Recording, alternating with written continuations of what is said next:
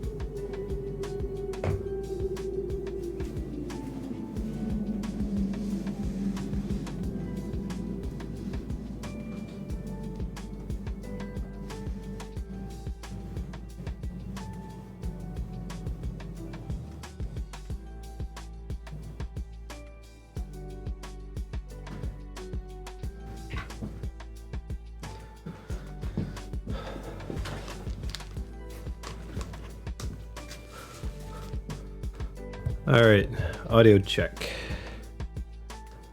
Assuming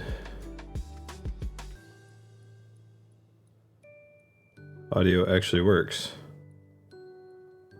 Audio works. It didn't start YouTube. I think you need to go into YouTube Studio and start it. Oh, really? Okay.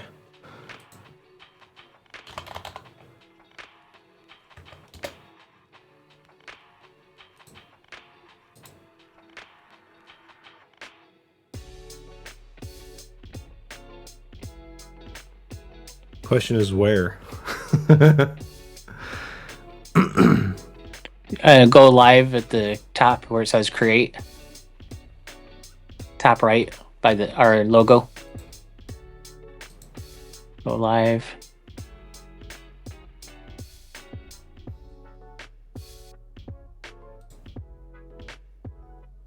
I got a default stream key in there already. Here? Yeah. So that should already be saved in Rumble. Oh,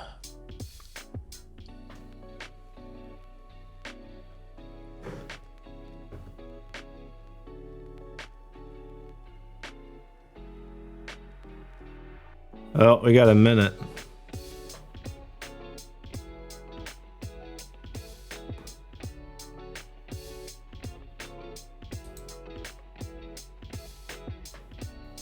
Hey Matt, we're trying to figure out how to multi-stream from Rumble Studio to YouTube and the other places. I've done it.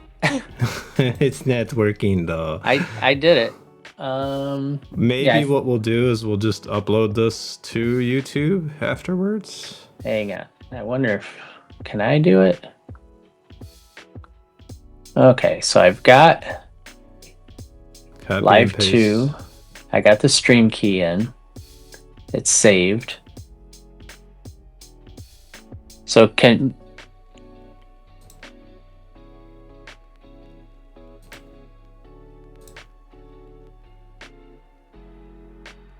And we only got like 15 seconds, so.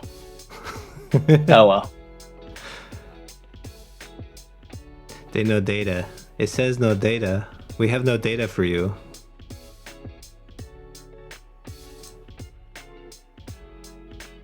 Now, how do I pop open the live chat so that I can see stuff? This is, I don't know if I like this more than Restream. We're gonna have to figure this out. We're gonna figure this out, everybody. So we're trying something new today. We're trying because Rumble made us part of their preferred platform, and we're attempting to stream on Rumble Studio through OBS. And if you know that, we need help. we Like need I help said, figuring this I've out. done it, Tom. Yeah. Brian's done it. He says he's done it. It's all set up in there. The thing it doesn't show us. It needs to be set up on your computer, but it's all in there. I got the stream key. It's already saved in Rumble. It's not in your OBS, I wonder? Probably. Well, shouldn't that not matter? Because we're streaming from the Rumble studio, and it has the connection to X. Are we up on X? I wonder. I'm guessing not. Brian's probably gonna have to upload all this stuff afterwards. Yay! Technology. This is where AI is going to come in and tell us that we're all wrong in a non-biased and totally articulate way, because we all know that AI is not biased.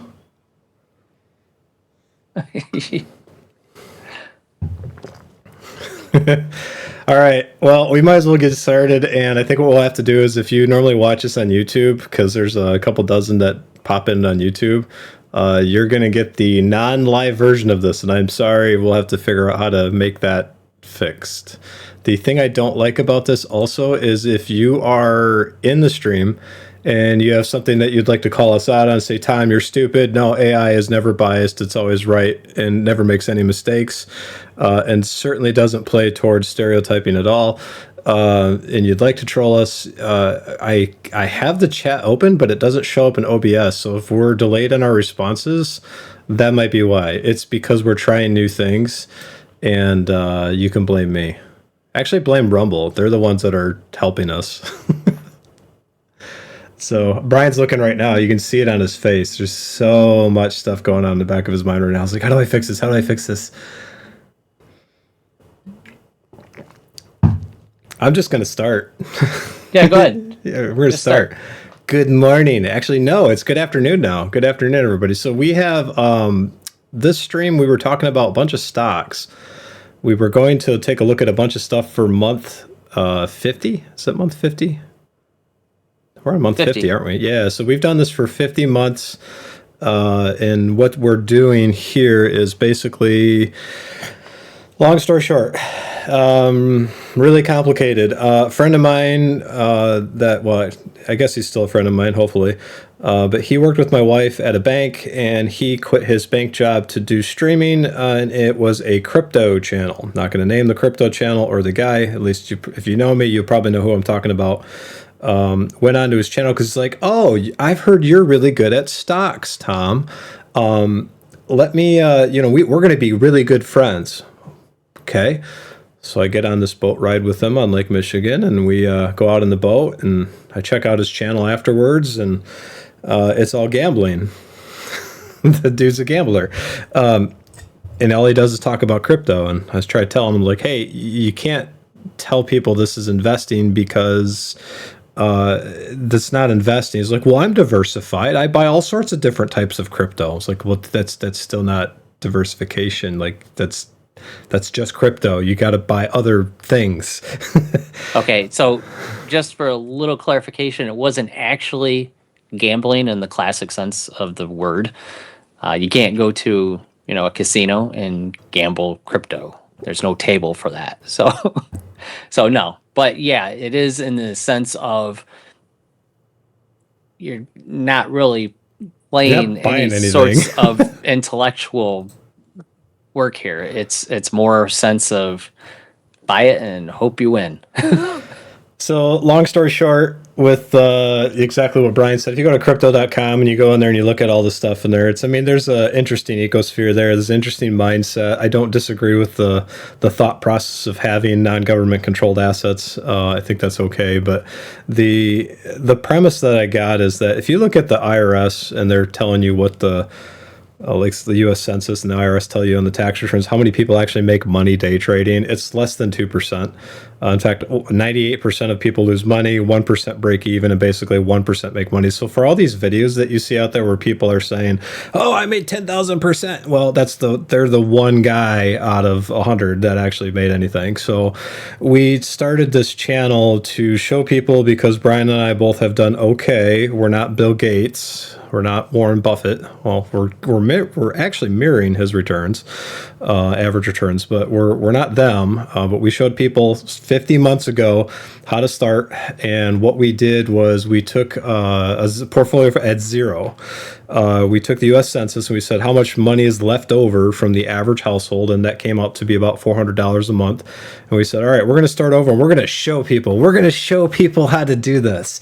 And come to find out, nobody on YouTube or social media actually wants to get rich slowly. They want it all right now.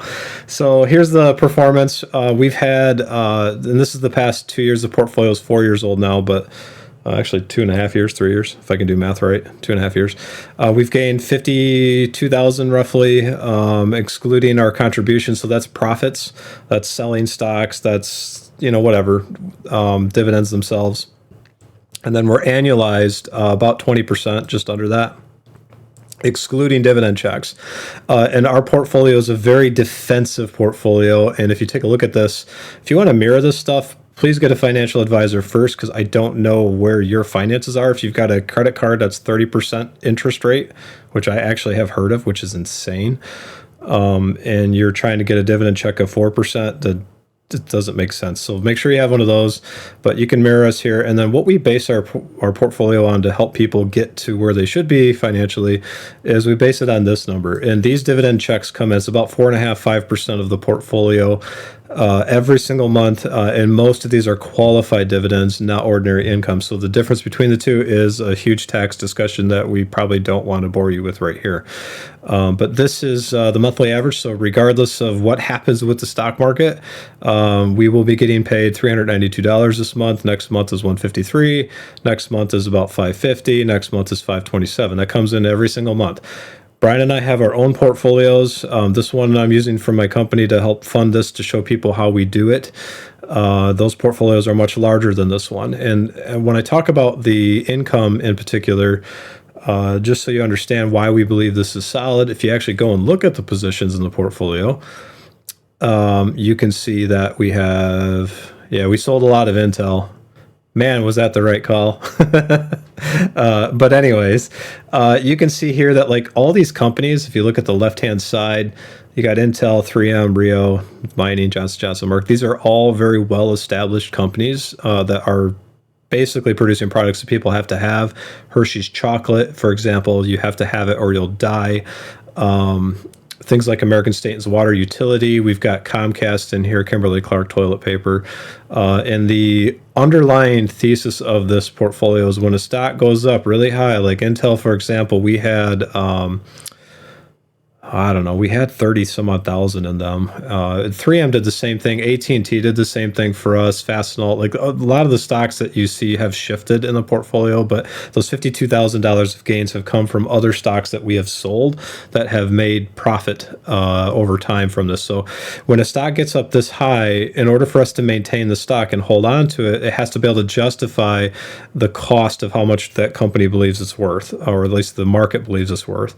So we're looking at potentially selling these. Notice that Intel now, instead of 40 some odd $1,000, only has a $2,000 cost basis and $10,000 value total. So if you look down here, these are the companies that, and this is kind of what we're going to be looking for today. We're going to try to find some businesses. So if you got stock ticker symbols, if I could say that right, that you want us to look at, put them in chat, and then we will take a peek at them, because that is this day. Today is the day that we're going to be boring and look at different businesses and see which ones are potentially good buys. And what we're looking for is a company kind of like Campbell Soup here. Oh, they're starting to recover. No, I buy them before they recover. The ones that are doing really badly in our portfolio, we are looking at adding more to them because we believe that these companies are relatively sturdy. Now, it looks like we jumped the gun on PayPal, but for the most part, if you look at the dividend yield of all these companies, they all pay.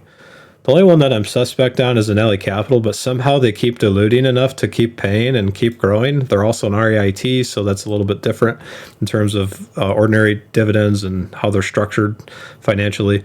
There's only two that really don't. The risk play is Rumble, because we believe in Rumble, and then Deckers because of the whole Nike thing. We also own Nike. We just bought them just because we want to say, hey, you said you're no longer woke, but prove it. So we added a little bit to Nike, and maybe they're true, because Nike used to make some really good products. So I think they still do, but anyways, so we're not real concerned about the dividends going anywhere.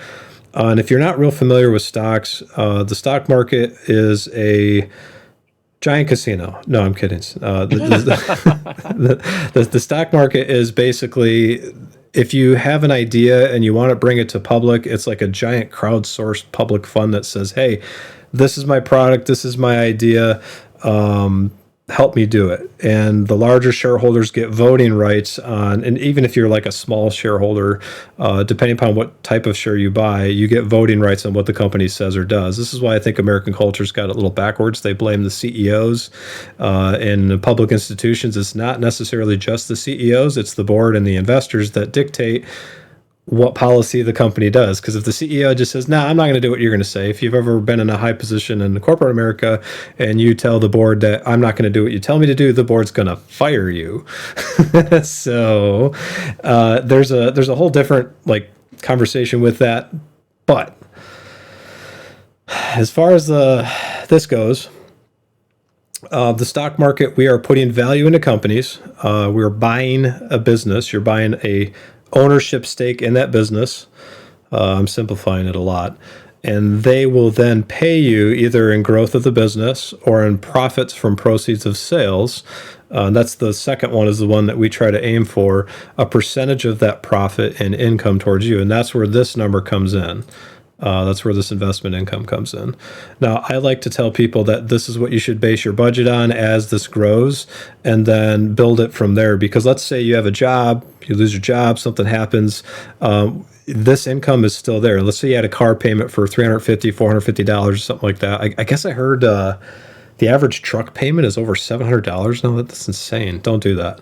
But like, if you needed this to help pay some of your bills, this could actually help in a bad situation. So we're trying to plan for floor first economics, meaning bad situation first, plan for the worst, and then hope for the best. And the whole portfolio is built around that with the positions that we have, just to make sure that you're protecting yourself in a medical emergency, car accident, tornado comes by, I don't know, Republicans win, Democrats win, something happens that makes your whole world upend and go completely sideways. Whatever it is, this should stay relatively consistent. Now, if you think that the market's rigged, well, okay. I saw an article that this week some guy was talking about Elon Musk's retirement plan is your 401k. And this goes back to Brian's point. This is Brian's point. He's the original Napster, where every time you deposit money into your 401k or your mutual fund, it actually goes to a broad index of funds and stocks like this, so that you get to fund whatever decision that business does. So every time somebody gets paid, these businesses get equity. There is truth to that. So the chances of it going down, as long as the United States is the world's reserve currency, and I don't see that changing anytime soon, is very, very minimal. And if it does, it's apocalypse. You might as well start praying, because Jesus is coming back. So that's basically where I stand. So we have some things to talk about. What do you want to talk about first, Brian? Well, I don't know. I don't care. You teed up something like you had it all prepared. I did, but I'm still trying to figure out the stream key thing. What about your conspiracy stuff? You had all these cool movie things and conspiracy theories. Like, you watched the movie that Matt recommended. You got to have something. Me get out of this then. Okay. I'm not looking at the stream key thing anymore, trying to get YouTube to work. No, YouTube doesn't like us anyways. That's okay. We're too conservative for them. So let's go get out of here. I got to get out of all these windows. So here's the articles you got. Okay. Oh, okay, you're back. All right. Articles. I did read through all the articles. I did watch all the videos and did all the things that you keep sending, so that it's kind of funny, because you send these things and then you decide that, we're not talking about any of that. Why'd you send them then? I don't know. So we are in there. I like that one, the Space Daily. And I read through that, and it did make some interesting points about Generation X kind of going up into the 90s. After that, each generation is about 3 IQ points dumber than the rest. Isn't 90s like really bad though? The 1990s? Really? No, I mean like the... Oh, the 90s, yeah. Yeah. 100 is average.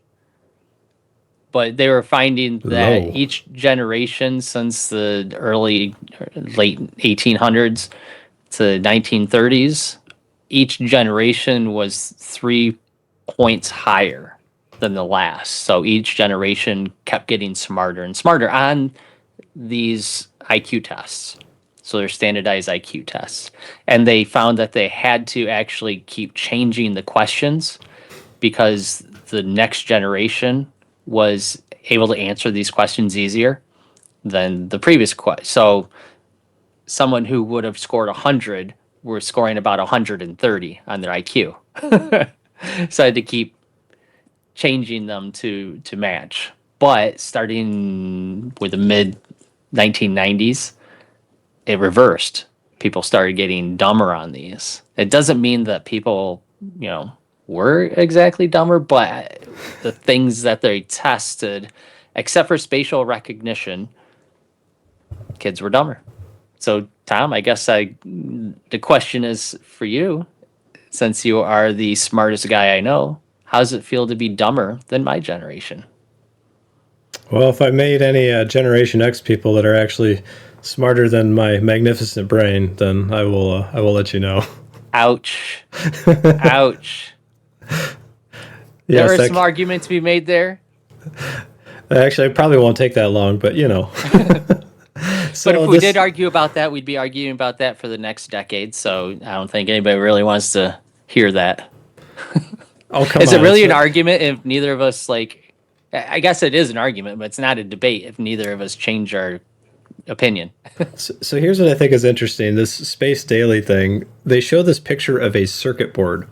And I've been seeing a lot of stuff on, I mean, everywhere, social media, in the news, where like every time you click on an article, you if you look at the picture in the article, the guy somehow has like 7 fingers, or his arm just kind of like rolls into the person next to him. It's like, wait, this is AI.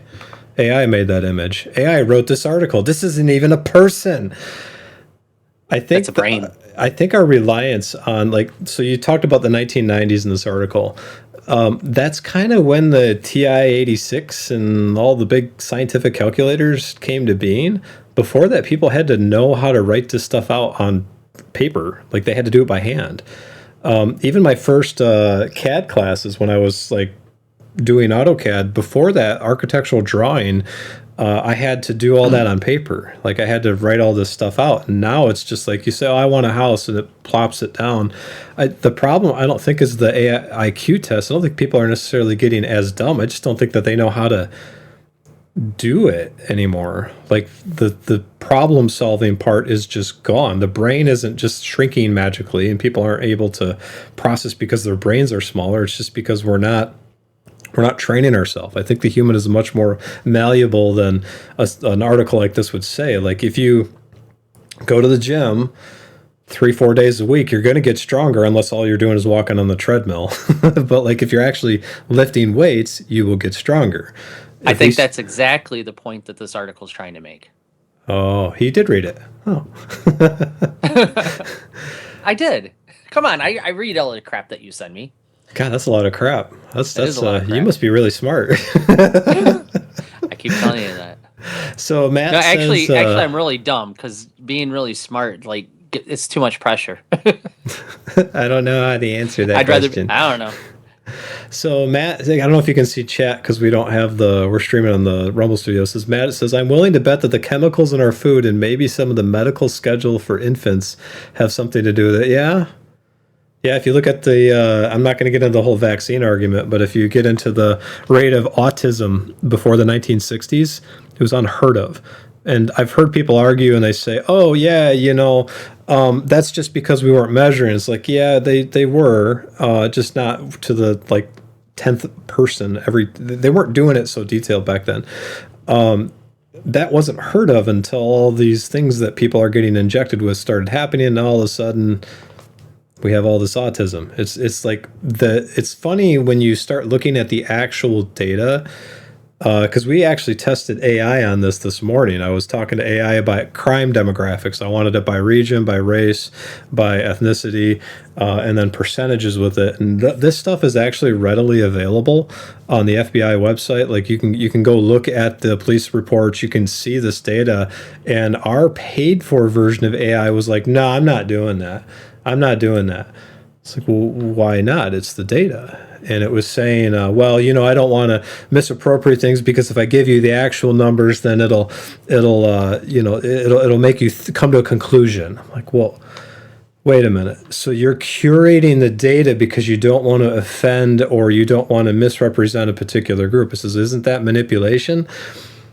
And it didn't answer. It actually moved on because I think Jordan was talking about monkeys and bears fighting. So, but that's getting back to the autism argument. I would suggest that yes, there was a period where they weren't diagnosing autism as autism; it was being misdiagnosed as something else, because it was very similar to other diseases out there, and birth defects. But since they have been keeping track, way back when it was 1 in 66, like back in the late 90s, it was every 1 in 66 kid had a shade of autism. Now it's like 1 in every 15 or whatever it is.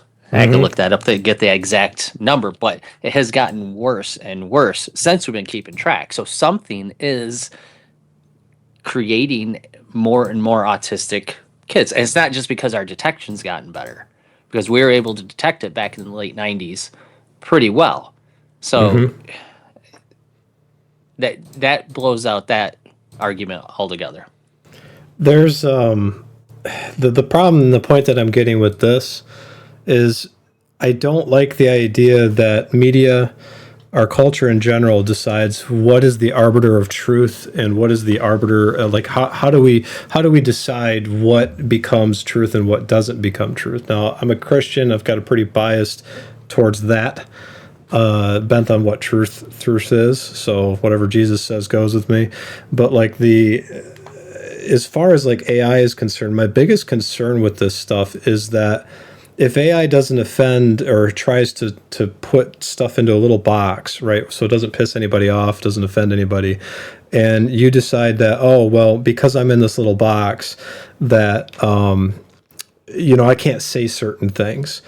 I think it disrupts the paradigm, because the crime statistic I was looking at was dealing with 13.5% of the population committing 83% of the crimes. And that was a federal police report done last year. And it was a demographic, one specific one, that was causing the problem. It says, look, if I wanted to fix the problem, it's not racist to say, like, okay, here's the data. Let's give everybody the data and find out what's causing this issue so we can fix it. And I would say that gang culture, treating women as sex objects, not having fathers in the household, like those kinds of things contribute to the problem. You fix those problems and you fix it. Now, from a Christian perspective, you can look at Rahab, the prostitute, who became part of Jesus's lineage. And I think there's a lot of misconception there. She was Arab, Middle Eastern, and Jesus was from the area, so he's probably Middle Eastern. So, like, it's not a matter of how much melanin is in my skin. That doesn't matter. What matters is character, content, behavior, what you do. And the thing I'm concerned about is what you see in the media is they're weaponizing misinformation and half-truths to spin a narrative to keep people divided. And it's working. And it's showing up in AI too. And to me, that's like, it's so evil. Like, that's so wrong. You don't misappropriate what you think of somebody based on, well, the statistics say this. No, that's a person.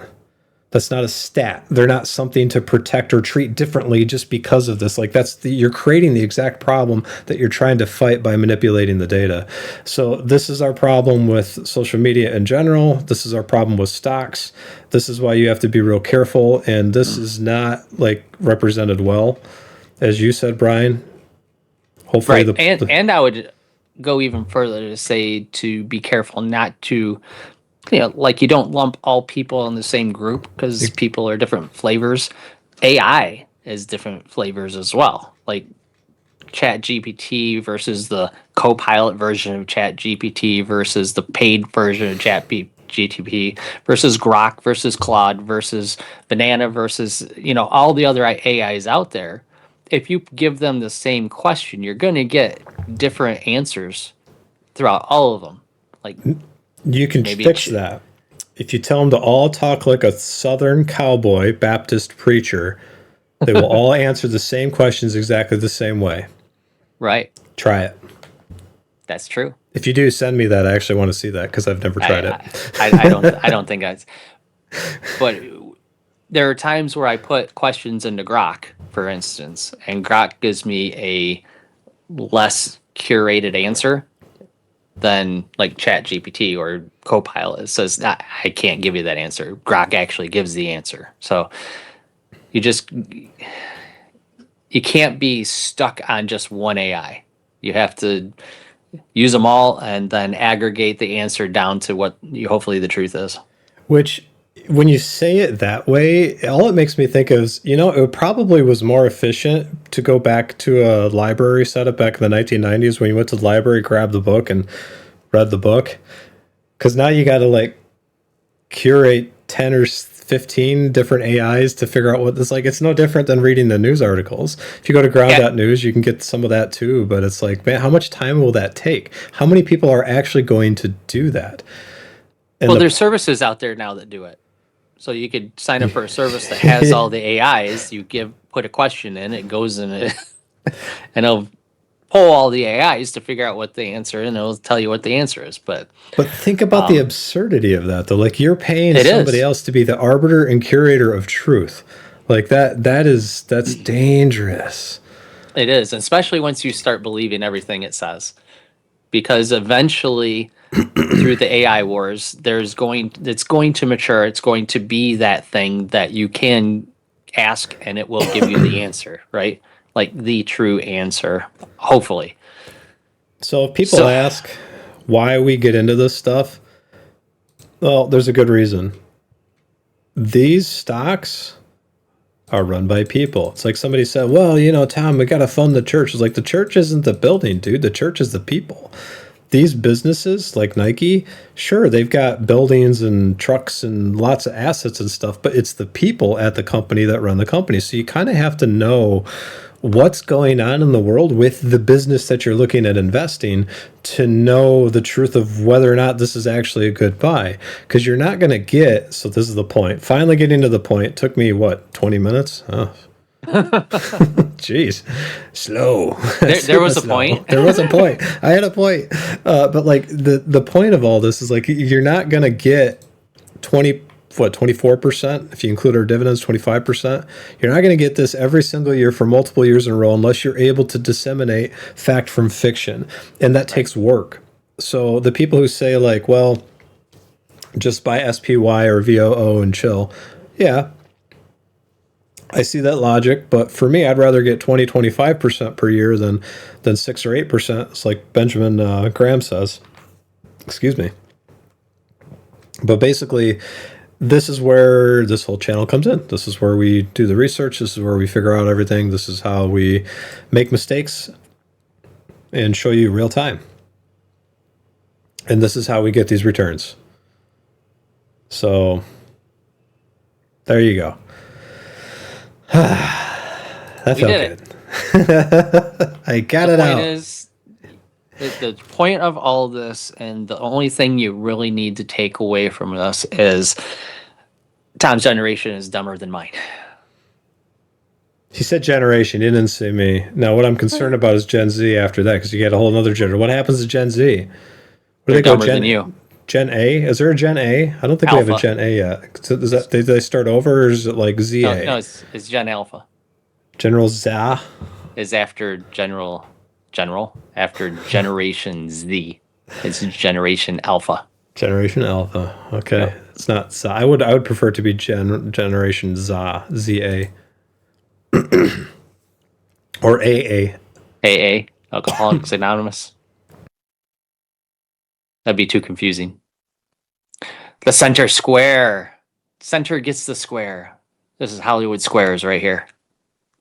I think I inhaled my water the wrong way. This is bleak. The United States has about 20 years to change course on its national debt before it reaches the estimated limits of its debt capacity, according to a new research from Penn Wharton budget model. Because they've never said this before. No.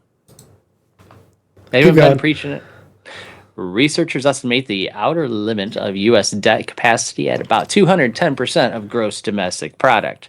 At that point, even a 100% tax on labor income would not generate enough revenue to cover interest costs, making the debt impossible to stabilize through labor tax increase alone.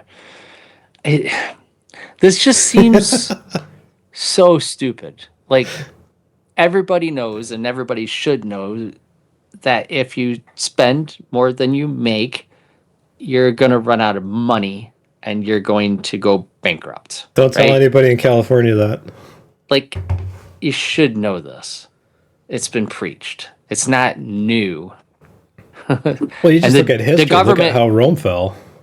The government, even though it's huge, complicated, big old machine, is no different. If you spend more than you make, you are eventually going to run out of enough money to cover it.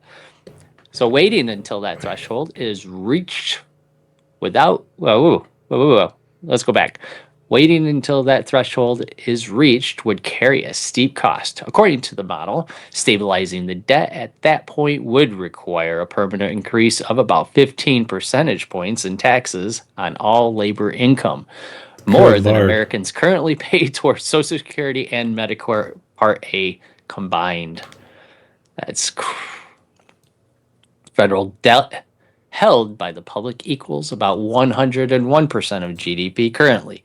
The federal government is projected to spend more than 1 trillion servicing that debt in fiscal year 2026, more than it Man. spends on discretionary defense for the first time in history. The Congressional Budget Office projects debt will climb to 175% of GDP by 2056 under existing law. 175% I is just disagree with this crazy. article, but go ahead and finish it. I disagree with the premise of this because they're not considering something, and I think it's pretty big, but keep going. And I disagree with you by disagreeing with the premise of this article. The 2025 Reconciliation Act, I haven't known even as said the anything yet. One Big Beautiful Bill Act, or OBBBA, added an estimated 4.7 trillion to projected deficits over the coming decade, according to the Congressional Budget Office, further increasing the debt burden.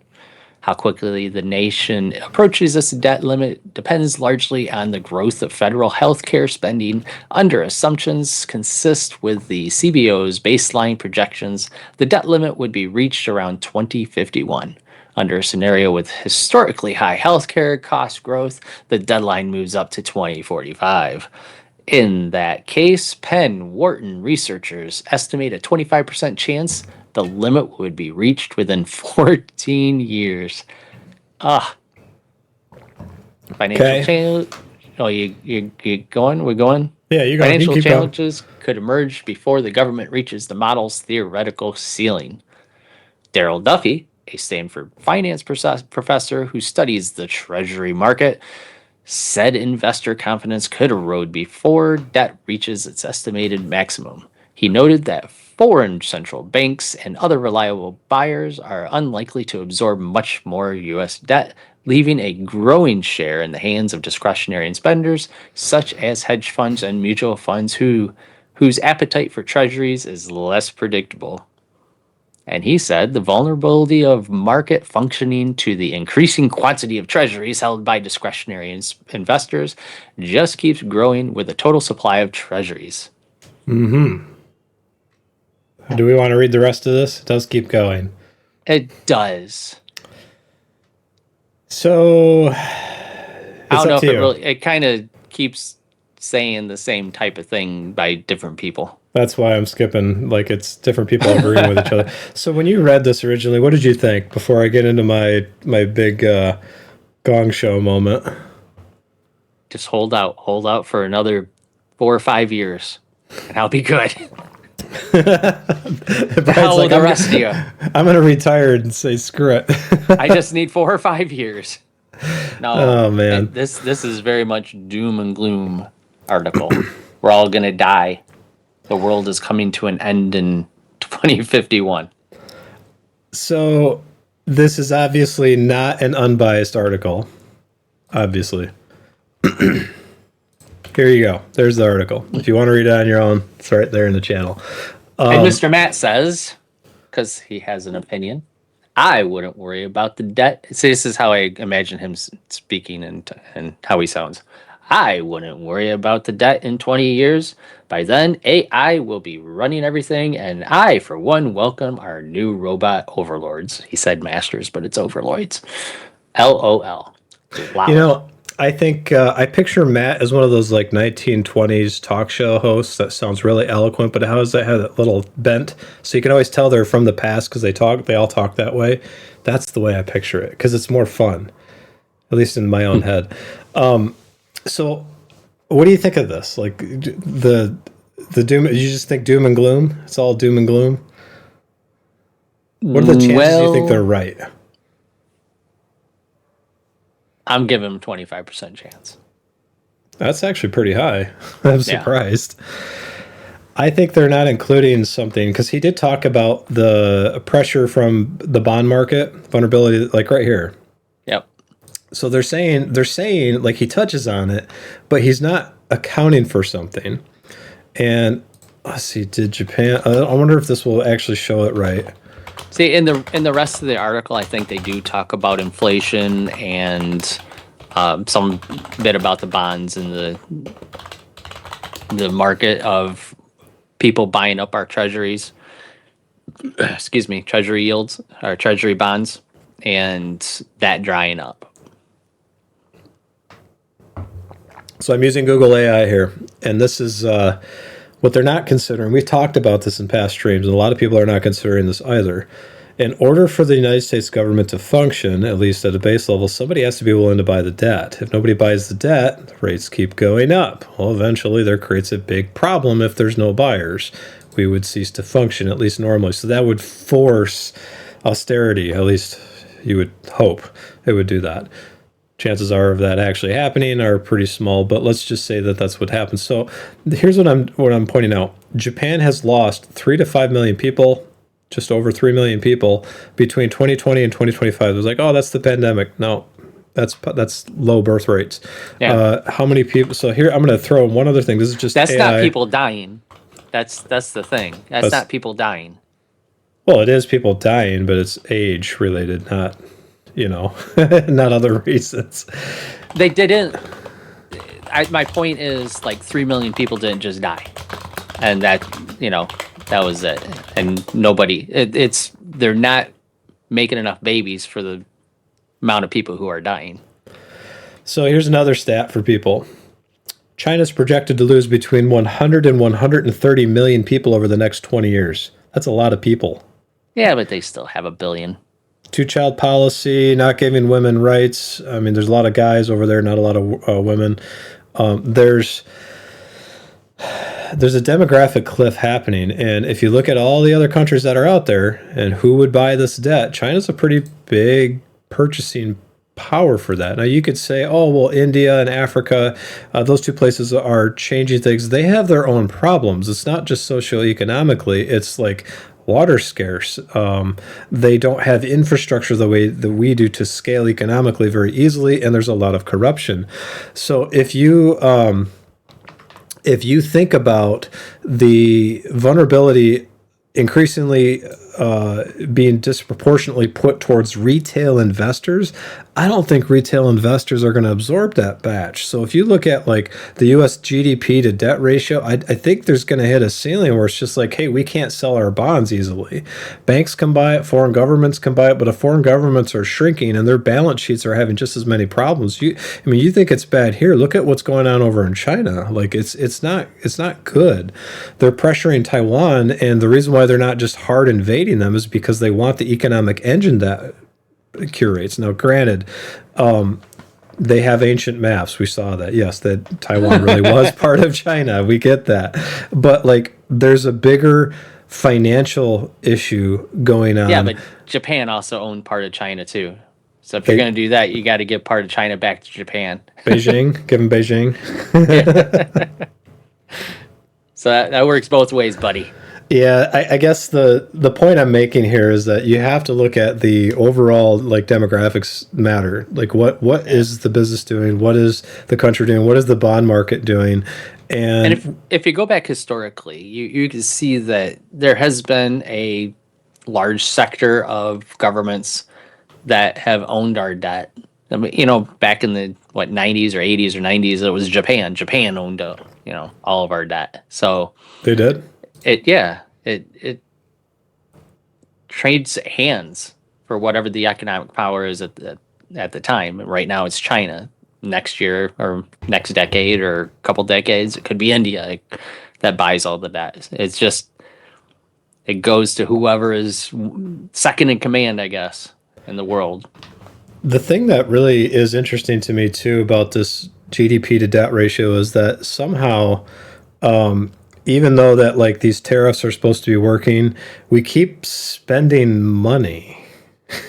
Yeah. And very little of it's actually going to the people that pay taxes. Like it's going to everything else. Like these huge debt obligations, huge military obligations, huge pension and like Medicare, Social Security, like those big problems. In fact, the Social Security and Medicare just is now eclipsed by just debt servicing. Like it's going to all these really crazy places. And And Trump, love him or hate him, is one of the catalysts that uncovered a lot of this stuff. yep. And that's the thing that floors me is the fact that okay, now we know this is happening. Like the public knows, they knew before, but they didn't know. Now we actually know. Nothing's changing. Like just okay, I'll just keep spending money like nothing matters. That just floors me. Like I Gonna can't believe that that's still happening. Like this is gonna party like it's 1999, buddy. like the musical chairs, the music stopped and they're just kind of circling. There's I like got out 20 my own people. chair and stuck it down. There's 20 people, 3 chairs.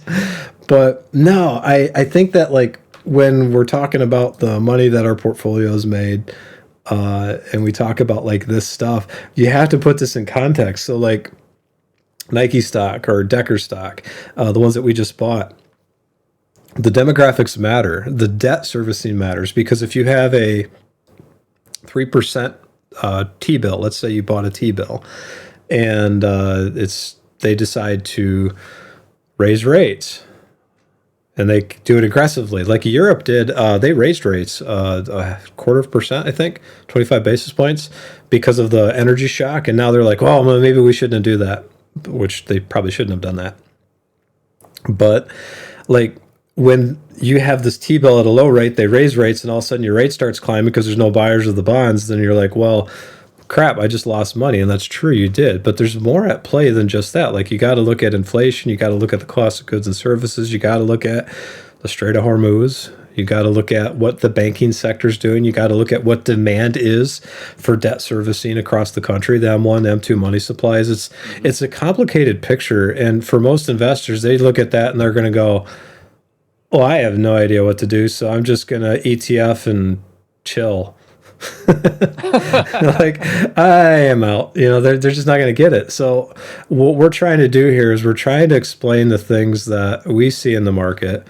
I don't know why I keep getting this. I actually don't drink, but like we're trying to explain the things that we see in the economy and why that influences our stock decisions. We'll get into the actual stock picks. So if you guys have a stock symbol you want us to look at, don't really care what it is, again, put it. Now I can only see comments in Rumble, and I think Brian, you're using the stream too, so you can see them too.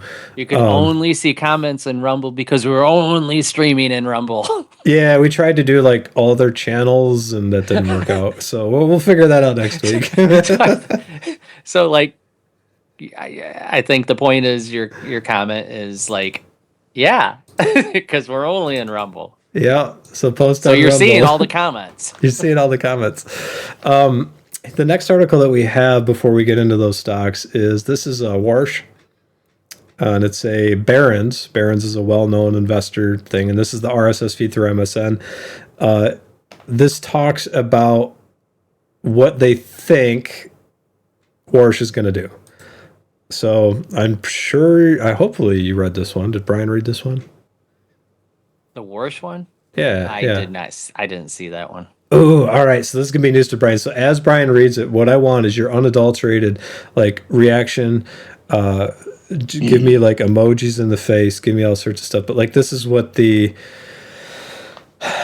Barron's thinks is going to happen. And we're talking about a boring topic, bonds and what the federal banking is doing, but we're doing this under the premise of we're trying to build our portfolio back to we want to get over $400 a month of passive income, but we want to do that with the assumption that the market's not going to crash the next month. So here we go. Brian, you ready? Yeah, all this is with the assumption that the country is still going to be here in 10 years. That Armageddon's not going to happen and dogs and cats living together and makes all this a moot point. So, the speed at which central bankers need to make decisions based on the pace of inflation, the strength of near-term price pressures, and the expectation as to how those pressures will develop in a global economy undergoing generational changes in technology is dizzying. That sentence is long and dizzying.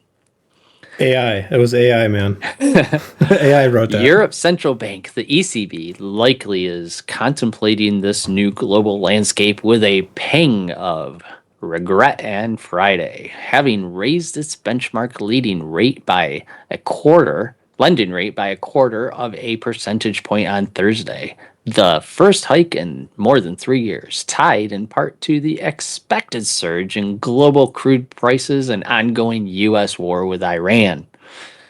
Less than 24 hours later, of course, President Donald Trump said a deal to end the months-long conflict has been approved in both concept and great detail by all parties involved, and he expected a signing ceremony would be announced shortly. All right, I gotta stop you right there. How many times have we heard this?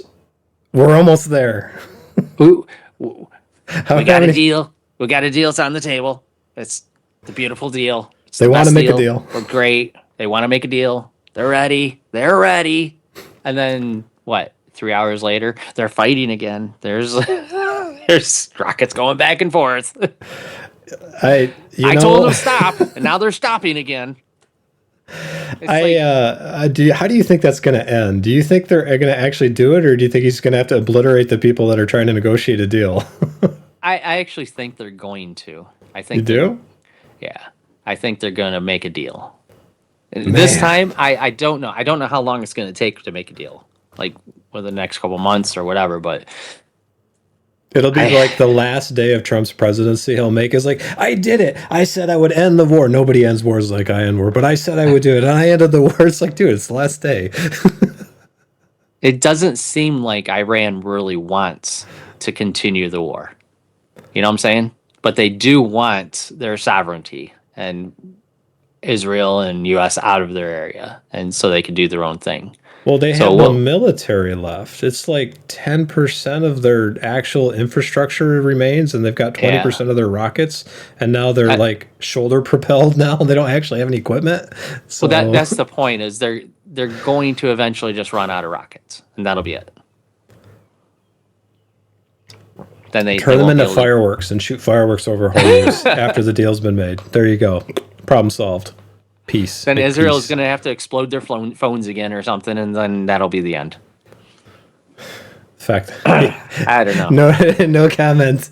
No comment. But anyways, I think I just thought it was really interesting that, like, because I saw Trump talking yesterday on CNN, like they were playing it back and commenting on what he was saying. Then he actually went live on Fox, and I was really fascinated by watching it because the newscasters were almost as bad as like I am with you when you try to get a word in edgewise. Every time they tried to say something, Trump would be like, no, hold on. And he would just keep going. Like, the guy is quite the talker. Like, he just keeps going. And he doesn't like the media. No, and that's the thing that's like watching them try to report on what's actually happening is like watching a preschooler try to explain how they feel about what happened that day. Did you see that interview with him and the ABC reporter? I can't remember her name. Oh, where he walked out on her? He walked out and stepped on the microphone. Yeah, and she was like, I flew all the way to Wisconsin. It hurts like, me inside. Nobody cares, lady. You do your job. Like, wow, she, I felt bad for her, but at the same time, I was like, you kind of pushed him to that. You didn't exactly. Yeah. Like, I don't feel bad for the media because they put themselves in this predicament. Report the goddamn news. Don't give me your spin. Just report the goddamn news, right? You're not Entertainment Tonight or Access Hollywood. Go ahead. No, go ahead. You're the mainstream media who is there to give us the facts and let us make up our own minds. You're not there to make up our minds for us or to not give us, because we're adults. We can handle the truth. Just give it to us. You don't have to sanitize it for us. Just Man, according to AI though, AI's got to curate all that stuff you ask it. Like it's got to curate it not to offend somebody. It's like, come on, Yeah, really? no, you got to curate it so you don't give somebody the plans to how to like build a nuclear weapon, right? That's actually how Iran probably got their nuke. They Googled it.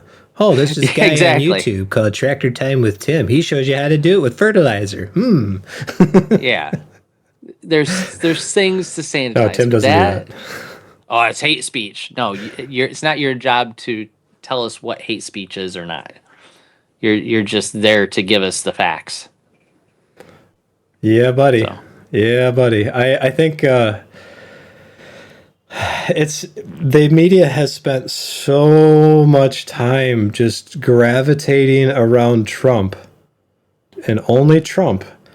Their whole profit engine is based on like shock and awe and enragement, like and it's been centered on him for so long. I'm not sure when he's out of office if they're gonna know how to handle it. Like they're gonna have to latch themselves onto something. Like they're gonna drift for what, like the whole next administration probably. well, yeah. Just look what happened with Biden. You know, when Biden was office after Trump, the news cycle just died. It really did.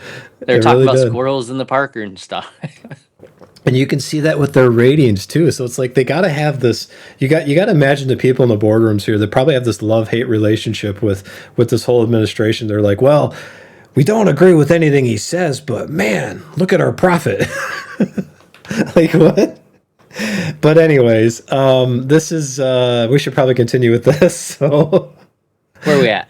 Government right bond here, yields? yeah, yeah, Okay, yeah. government bond yields around the world also tumbled, with benchmark 10-year notes falling around 15 basis points from early to Thursday's levels to 4.384%, with rate-sensitive 2-year notes slumping 8 basis points to 4.042%.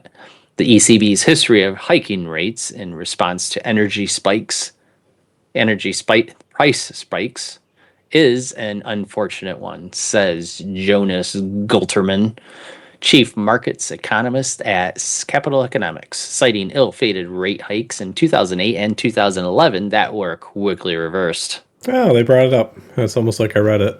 Oh well. Okay. There was one thing in here. Where is it? Let's say here, right here. Warsh is going to warsh it. Has made clear he does not believe in detailed forward guidance, preferring a more data-driven approach decided meeting by meeting, said Juan Xavier Sanchez, head of wealth strategy at Activist Wealth Management. So that is the first thing. Like, I post the article in chat, you guys can see it there. This is the first thing that we have a kind of an indication of how Warsh is going to do things. And I actually agree with this policy because if you look at Greenspan and Yellen and even like Powell, the way that they were doing things, they were trying to predict a lot of times. Now, granted, Yellen was very data driven and that pissed off a lot of people. But like, I think that like moving too fast on the feds can be more damaging than not. If you want any evidence to that, go back 5 years and look at interest rates, what happened with all of that. This is a good sign to me, but we have to actually see it. So we'll find out in the next Yeah. 6 months if that's actually going to be the true case or not. What I'm hoping happens is that rates stay reasonable, they don't make major moves, and that inflation will eventually settle based on the straight closing, and hopefully debt servicing becomes a little bit more manageable. I'm not sure that's going to happen during this particular administration, though, or even the next one. I think this is a long-term problem that's just not going to go away right away. Why does that matter? Well, if there's a lot of inflation and the dollar becomes worth less, don't jump into crypto because of that, unless somehow we can't print money anymore and we're no longer the world's reserve currency. But it does mean that you can't just stick your money into a bond or a CD or under the mattress and expect it to grow and keep up with inflation. You're going to lose money every single year. So that's why we do what we do. That took how long into the stream are we? What are we at now? Like that took another 25 minutes to get to the second point. 2 points. It took 25 minutes. But oh well. The I don't know. The thing about this and all of this is keeping up with like interest rates and inflation, what all is connected, takes time, and people It don't want to does. take that time because they got kids to raise and work and yard and whatever to do, and this is just something that You forgot isn't Facebook. isn't in Facebook between overload. looking at your phone, but it's so buy Campbell soup. So my kibble soup. Yeah, maybe. There you Thinking go. about it. I'm right there. I'm almost there. Anyways, keep going, Brian. So I understand why people don't really do this, even though it's not hard to do. It is time consuming. It is. Wolf Street, your favorite. You got a man crush on this dude. I like his charts. He's don't comment on anything because he'll rip you apart even if you're right. Like he trolls. That's probably more entertaining than the actual articles are. Hey, Wolf. Hey, sup, Wolf. I love your charts. They're sexy and informative. You're a nerd just like me. Check out my pocket protector. It's got a chart on it. Don't. I don't know if you want to call him a nerd. But He's a finance nerd. How could you not be a finance nerd and Not- own wolfstreet.com? Come on now. Own it. he likes Own Japan. it. Be it. Be the nerd. Not if you're courting him, man. I'm already married. My wife would fight him for it. She'd probably win too. You gotta be careful with her. She's scrappy. She's dangerous. She's little, but she's scrappy. It's like, you can't bench that. Oh, maybe you can. All right, I'm getting out of here. So the sales of single family homes. We are just watching this. This is one of his charts. He's talking about basically, I posted the article, you can read it for yourself. But it's got the sales single family homes. The supply is at a 10-year high. It needs to be about 6 months for it to be a normal market. The condo supply is at a 12-year high, and then the sales are still in the freezer. Imagine that. Nobody can afford a house. It's like something we've been saying for a long time now. This is sales of single-family homes. Look at 2008 when it crashed, and then again 2000, like the flash crash 2010. We are at that level. That's when we bought 2010. We're there, but the prices haven't dropped. Why? Well, inventory and boomer demographics. That's the thumbnail, the G-shaped recovery. It's a generational recovery. So there's a gap happening. And if you look at the second chart here, it talks about the month of supply, and 2026 is the chart with the X. If you go back to the next closest, the line is the 2028. That's not even out yet. 2018, the 2018 chart.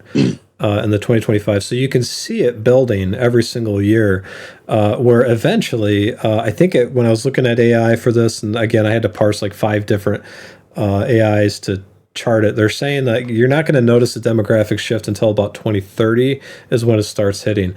The weird thing is in West Michigan isn't being contraction. It's not in contraction like Florida and Texas are. It's so weird to see that because everywhere else in the country is like, oh yeah, that's not news. We know it's happening. But you come here and it's like, We can't build fast enough. yeah, I don't know. I guess people are finding out that Michigan's actually a pretty cool place to be. But ironically, it's only the west side of the state that's growing. Everywhere else is shrinking. So there you go. Here's the condos chart. They're going to come to our beautiful side of the state and then eventually make it into Detroit, and then everybody will leave again and destroy it. Yeah, Like they'll go locusts. through one winter.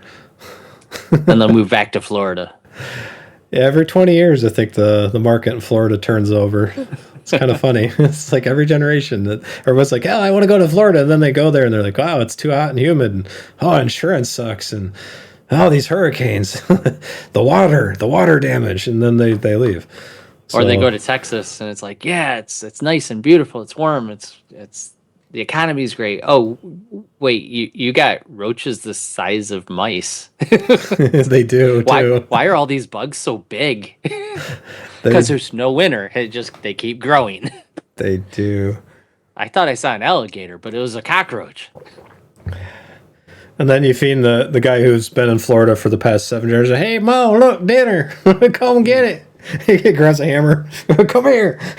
Smacking My it. favorite My favorite is all the grandpas and grandmas that go down to like the snowbirds that move down to Florida and bring their little dogs, and then they get eaten by alligators. And it's like, and then they're sad and all mad at the. It's like, don't be mad at the alligators. You knew the alligators were there. Don't let your dog go down to the water. You washed your dog in like Pantene Pro V shampoo. It smelled It's like, nice. You basically like put it on a brisket. maybe put him on a leash, It's right there. So it Yeah, can't just. buddy. Here's the median price. So the funny thing is like even though the sales aren't happening, people still aren't they're not lowering the price, and that's actually true here. The weird thing is like I've seen these homes, and I haven't shared with the channel, and we're gonna put this in Kajabi eventually, but I haven't shared with like I'm almost the there. group, I'm almost ready. all of the Another Trulia week. listings because you'll see a house that comes up, it's like oh it's $2 million, and then it sits there for a year, and then you see it go away, and then like 3 or 4 months later, it comes back up. We've had this one house in South Holland, it's that really big one with a 13 stall garage. It's like this massive house. So 4 years ago, it was 2.3 million. That didn't sell, so then they put it off the market. Then they put it back up for 3 million. Same thing, didn't sell. So then they came back. It was 4.6 million, didn't sell. So now they want 5.5 a year ago. That didn't sell, and now they want it for 6 points. Like, dude, you're going the wrong way. Like if nobody bought it at 2, they're not going to buy it at almost 7. So what? I don't get it. Because think about like if you're selling a house for that in an area that's relatively low population, what can you buy for $7 million in West Michigan? Like you can get a lot more than what that house is. So Yeah. I would buy land. You can buy like 100 acres and build whatever you want on it, and that's the thing Yeah. I'm getting at here is the reason why this is happening and the reason why this is going on is that you've got the people who bought the house for what, let's just say they buy the average house for 500,000, right? Well, they paid $500,000. Nobody wants to be told that their house is worth $300,000, and they don't want to take the hit economically. Now, if your house is worth $1 million and you want to sell it for that, or at least you think it's worth $1 million, anything over $850,000 is treated as taxable. So you're going to pay taxes on some of the gains of that sale. So you have no incentive to sell. Furthermore, if you bought a house at 2.5 or 3% interest, I read that big like I love you and I got distracted. But if you bought this house at 2.5 or 3.5% interest, you're going to move and buy a house with 7% interest. And nobody's going to do that either. So people don't want to take the hit. They don't want to pay the taxes. They want to keep their low rates. And yes, I know 40 some odd percent of the homes are owned by boomers that pay it all cash because they've had equity for 50 some odd years of just working and saving up money.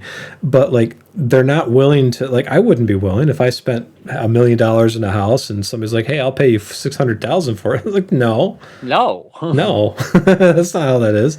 So I think what is more likely is going to happen because a lot of these homes are owned up with just cash is inflation is going to have to come in and like slowly erode that value where sure it's still be the guy who keeps listing his house over and over again. Eventually wages and inflation will catch up and it'll be affordable at that point. You're looking for the affordability gap. The bigger problem we have is the demographic cliff. So there's a couple things working against us that the reason why we keep looking at this market is because this influences construction, REITs, like Office Realty Group.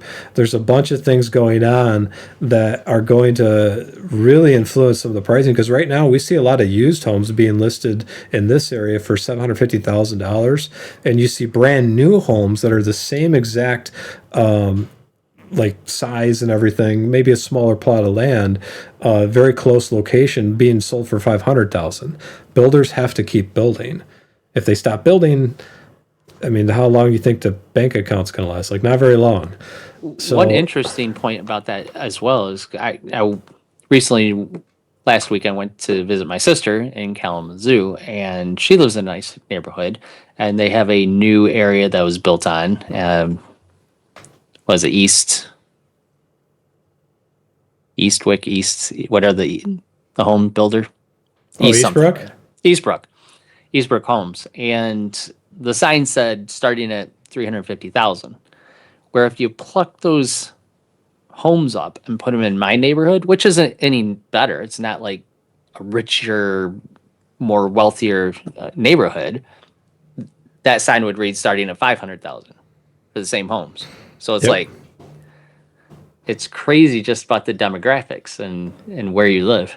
This is going to influence the stock market in a big way. Oh, by the way, Matt, I saw your beat the crap out of an alligator. They call that chicken gumbo in Florida. It's been Florida man is tenderized. real, Matt. Florida man is real. Yes, he is. And I might become Florida man. I might be that guy someday. I'm just going to say, screw it with all this. Like, I'm tired of this. And nobody wants to hear what I have to say anyways. So here you go. This is the 30-year fixed mortgage rate. And you can see when it got way high. This is the people telling you that are boomers saying, yeah, back in the 80s, we were paying Back 18%. in my day.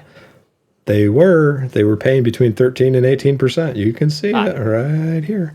But look at what QE did. In fact, Wolf Richter even 7 or says 8 it. years old then. I was negative. I was born in 82, so I was right here. I was at 14%. I was told I was bought out of Kmart Blue Light Special, so I guess they paid 13% interest on me. That's not terrible. I guess it is terrible. But here's the You're still what paying Wolf on your Richter loans. says. Mortgage rates of 6.5%. This is why I don't think the Fed is going to lower rates as much as people expect.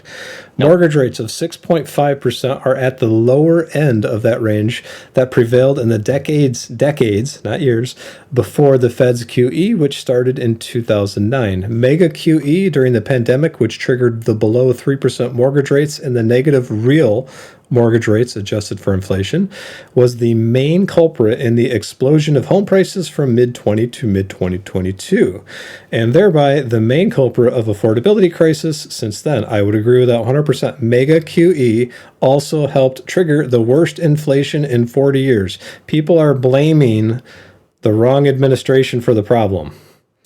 Right. They're like, I it's agree Trump, with that. not Trump. Even if you go back to 2016 with Trump's first term, it's still not just Trump. It was every president since like 2008. Yep. Go back to 2001. Remember it was when every president since then. When they were blaming Bush for the $4 trillion, and then Obama jumped it to 12. He went to 8 and then 12, and they were like, "Oh, that's his problem." And then the next guy came in. And it's like they all criticize each other, but they all do the same things. Except for Clinton. Like Clinton was the only one who could seemingly balance the budget. Supposedly, look how long that lasted. Yeah, it lasted till the end of his presidency. I'm not going to go through the comments. Boom.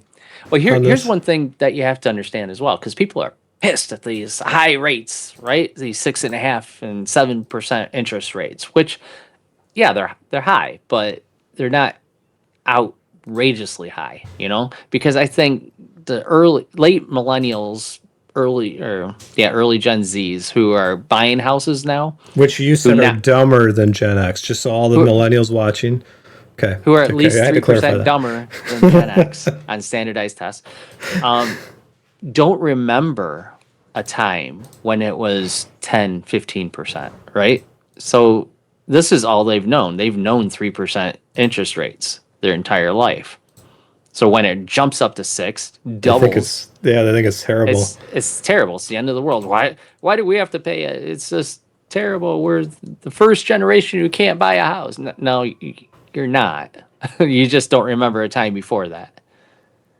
Back in my day is what Brian is actually saying. Back in my day when I bought my first house, no. And this is where every millennial and Generation Z goes, "Okay, boomer," and you're like, "I'm not a boomer. I'm not a boomer." But yeah, here you go, payout ratio. So with all that covered, there is this thing where, if you guys want to see this, Graham Stephan actually did a pretty good video, and I get why he does it. He does this, he goes like, with his hands, and he goes, "Hi guys," or "Hi Graham, it's guys here." Like he does things to keep people's attention. And I actually saw him on one of his other videos. Like I don't like doing it, but it's the only way people actually stay engaged. Because Yeah. I guess he measured the engagement rates from when he did it and when he did not do it, and he found out like when he had sad faces in his thumbnails, like it got more people to watch the video, and like that's an awful thing about human nature to like discover. So if you see me get more depressed over time and kind of like sarcastic, which more sarcastic than I normally am, that might be why. Just like slap me back and realize like, no, Tom, we really do like you. It's okay. And then I won't turn out like where I'm doing all these fake things. Don't let me do fake things. I won't. I'll tell you you're a jerk. So by general knows. Matt's like, get back on target, you idiots. Stay on target. Hang on So- before you start that. Okay. Are we going to watch the video or are we going to do some stock stuff? Let's watch the video. We watched the video. Okay, so we have to comment and we have to say something. What is it, every 30 seconds? Yeah, something like that. Something like that. Okay, so we're going to watch. So what this is this relates to your 401k, your investments. Trump passed the policy, and I thought Graham Stephan did a really good job covering the details, or at least a general idea of what it will be. It doesn't go live until January.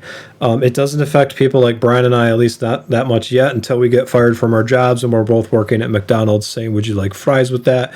Right next to the robot that says I'm not saying it, and with a smile on my face, who's actually my boss. Yeah, that until that happens, we can't take advantage of this 401k change. So here you go. You ready? Should we do it? Yeah, I just wanted to start it on mine because, like, when you started, I can't hear it. So I just wanted to start it simultaneously. So go ahead. Okay, here we go. Playing. Well, President Trump just signed an executive order that's about to completely change the way you save and invest for retirement. And what's crazy is that this is supposed to go into effect in less than 7 months from now. Yeah, believe it or not, this entire concept is known as the Trump IRA, and this is soon going to act as a replacement or alternative to a 401k with, get ready for this, a $3,000 investment match for anyone who qualifies. I'm honestly kind of surprised that so few people are talking about this, because depending on who you ask, it's either one of the biggest investment opportunities of the last few decades, who qualified are or a disaster waiting to happen. That's why we really need to break down exactly what this executive order actually says, who qualifies for the $3,000 investment, how to apply, and the one catch that almost everyone is missing. Because I've scraped through every piece of data, looked through their website, and I'll give you everything you need to know about this account as soon as you hit the like button and subscribe if you haven't done that already. That's yes, funny. It seriously helps out the channel more than you can imagine. Really means the world to me. Go ahead and subscribe thank you for to doing Graham. that. Here's a picture of an elephant. So thanks so much, and also big thank you to SoFi for sponsoring this video. But Oh, no, I gotta skip that Alright, part. so before we talk about the Little Trump misdirection IRA there. and who qualifies for free money, we have to talk about the system it's trying to fix. And that all starts with the traditional 401k. For those unaware, a 401k is just a retirement account that your employer sets up for you for the purposes of investing. And the concept is pretty simple. Every paycheck, you contribute a portion of your income to this account. So and now, when I listen, I've listened to this thing full through, and he's not wrong, right? He talks about 401k and what you can put into it and the investments, and it's pretty, you get maybe 10-ish similar like ETFs. Instead of 10 shares of Coca-Cola in ETF 1, you only get 5 in ETF 2. Right. or you get the Vanguard retirement plan 2030, 2040, 2050, 2060, 2070, depending on when you think that you're going to retire, which is either more aggressive or least aggressive to how much time you have to actually invest. So, you know, if you got a lot of time, you could be more aggressive than if you're retiring in 5 years, right? So there's that. But you're limited to what are in these ETFs. And the problem is that the people who are running the 401k aren't necessarily looking at, they just, okay, let's just give them these 10. That's what everybody else does, right? They're not analyzing and scrutinizing what's in these, what the best ones are for their 401k. It's just, I don't know if Graham would agree with you, because look at the look on his face right now as I paused it. That's telling right there, Brian. That means something. It looks like he's kind of constipated. Like, oh man, I gotta go. I gotta get through this. Yeah, So I he's can going hit to that troll bathroom. us. He's going to find all the first 3 years of videos. You're going to go all the way back to the first videos. He's like, look at these clowns. I hope he Like, what are these does. guys doing? He could have us on. We'll talk it out in person. We will talk it out on person. I want to drive that white car, though. You can drive my Porsche. I'll drive that. The Lotus. Yeah. That's All right. Okay, go ahead. Keep going. I want to point out something else too. Is he's not talking about what I think the problem is with the 401k. The 401ks, I think, do not disproportionately punish companies that make bad decisions because you just give them free equity every single paycheck to keep screwing it up. But that's a whole different argument. All right. To not screw it up, to do nothing, to literally do nothing. You set it up, you put it in there, and then you just don't look at it ever again once you set it up. Oh, man. So, yeah, Matt, the ETFs are generally taxed as ordinary income, not qualified. We'll show you that a little bit later in the portfolio. So you're going to pay full income rates, full income taxes. All right, let's keep going. Wait, hang on. Ready? Hang on. 3, Gosh, Nikes. 2, Ah! 1. Okay, go. Go. Since this is done with pre-tax money, whatever you contribute to this account is love deducted that he from your does that. taxable income. So for example, if you make $100,000 a year and contribute $10,000 to your 401k, the IRS basically treats it like you've only made $90,000. He lost some meaning weight there. You pay less in taxes up front. That extra money that would have gone to the IRS He's just gets ahead. invested instead. And then decades later, when you eventually withdraw it in retirement, that head is when you changed. begin paying taxes. Of course, in terms of who's eligible for this, it's really any full-time employee at a company who offers a 401k. And if that's you, you can contribute up to $24,500 a year in 2026 if you're under the age of 50. Then by the time you retire, And you after match. the age of 59 and a half, With the American Express Platinum Card, you can unlock experiences like no Sorry, other. Graham. Find out We your like what welcome you do, offer. but I'm no. going to skip your taxes on just advertisement. the money that you withdraw. I got ads at but the same there's a time. massive problem. Not everyone I got a has different ad access than to you. a 401k. In this case, if you're a can't gig skip worker, it. freelancer, or Now I'm work for a behind. small company who doesn't offer a There we 401k, go. then unfortunately you are out of luck. Which is true. You don't get easy contributions. You don't get access to a screwed. 401k. And in this case, more than 56 million people are without access to retirement plans at their job, which is why we will soon have, you drumroll, do get access to an IRA. IRA. But first, I want to be clear, I gotta there's a pause lot that. of misinformation floating All right.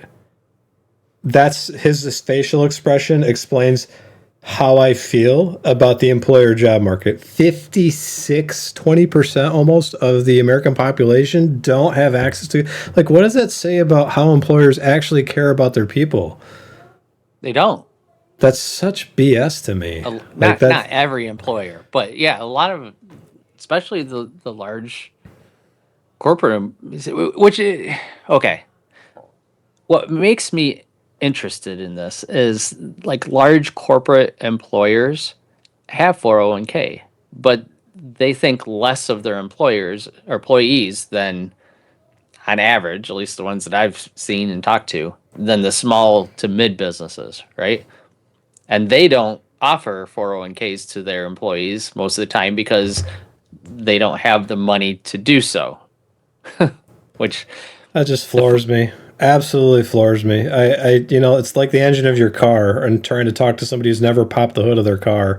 Now, in 10, 20 years, maybe you won't have an engine in there. Maybe it'll just be a battery, but same concept. Like, you got to know, like, what actually makes your company, like, work with the people. And I wish investors could have more weight with that because everybody's always looking out for number one in this world. I don't like that factor, but anyways, that's my point. You got anything to add to that before I click play? yeah, your product isn't the thing that actually makes you money. It's the people. You invest in the people who make the product. Otherwise, you don't have a product. I would be willing to make a smaller percentage dividend, which we try to do, so that the people that work at the company have a better quality of life than trying to maximize every single penny out of everything. The type of job you have and whether or not it's a good job is 100% the people you work with and the atmosphere.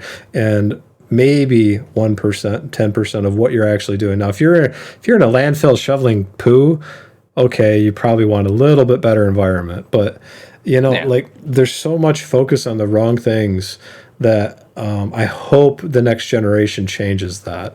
Because you see this culture in Japan where people are like dying at their desk and they think that's a good thing. Like that's not a good thing. That's the wrong direction. That's not how God intended this. But anyways. And you could offer things that doesn't cost the company a lot of money in a match, right? You could offer financial services to show them how to get into a Roth IRA. I think he's going to talk about this coming up here.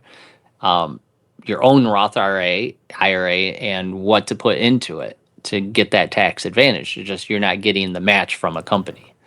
They're also like companies like McDonald's that pay people $10 an hour or 15 or whatever to like, here you go. Here's free money. It's only $20, but right. that's all they pay you. Like Chipotle, who pays for college, right?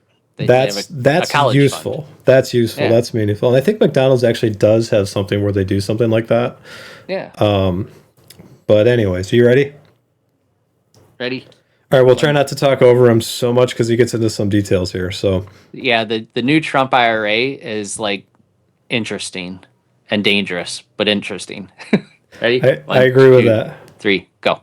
Around on exactly what this is and how it works. So these are the facts. On April 30th, Trump signed an executive order to set up the website trumpira.gov, which is designed to connect American workers who don't have access to employer-sponsored retirement plans with high-quality, low-cost IRAs offered by private sector financial institutions. Essentially, this will make it extremely easy for everyday workers without a retirement plan to set up a private IRA, compare low-cost options, and essentially become a one-stop shop to list, compare, and select from a variety of different financial products. That way, you don't have to sift through thousands of options and wonder which one's secretly ripping you off. Like, I'm just going to rant here for a moment, but most employer-sponsored retirement plans are awful. I mean, the funds they offer yes, they are atrocious. The fees are so high, and they don't care what you invest in because they couldn't take the time to take 30 minutes and pick some funds that actually have some reasonable fees to them that don't charge you an arm and a leg. It's awful.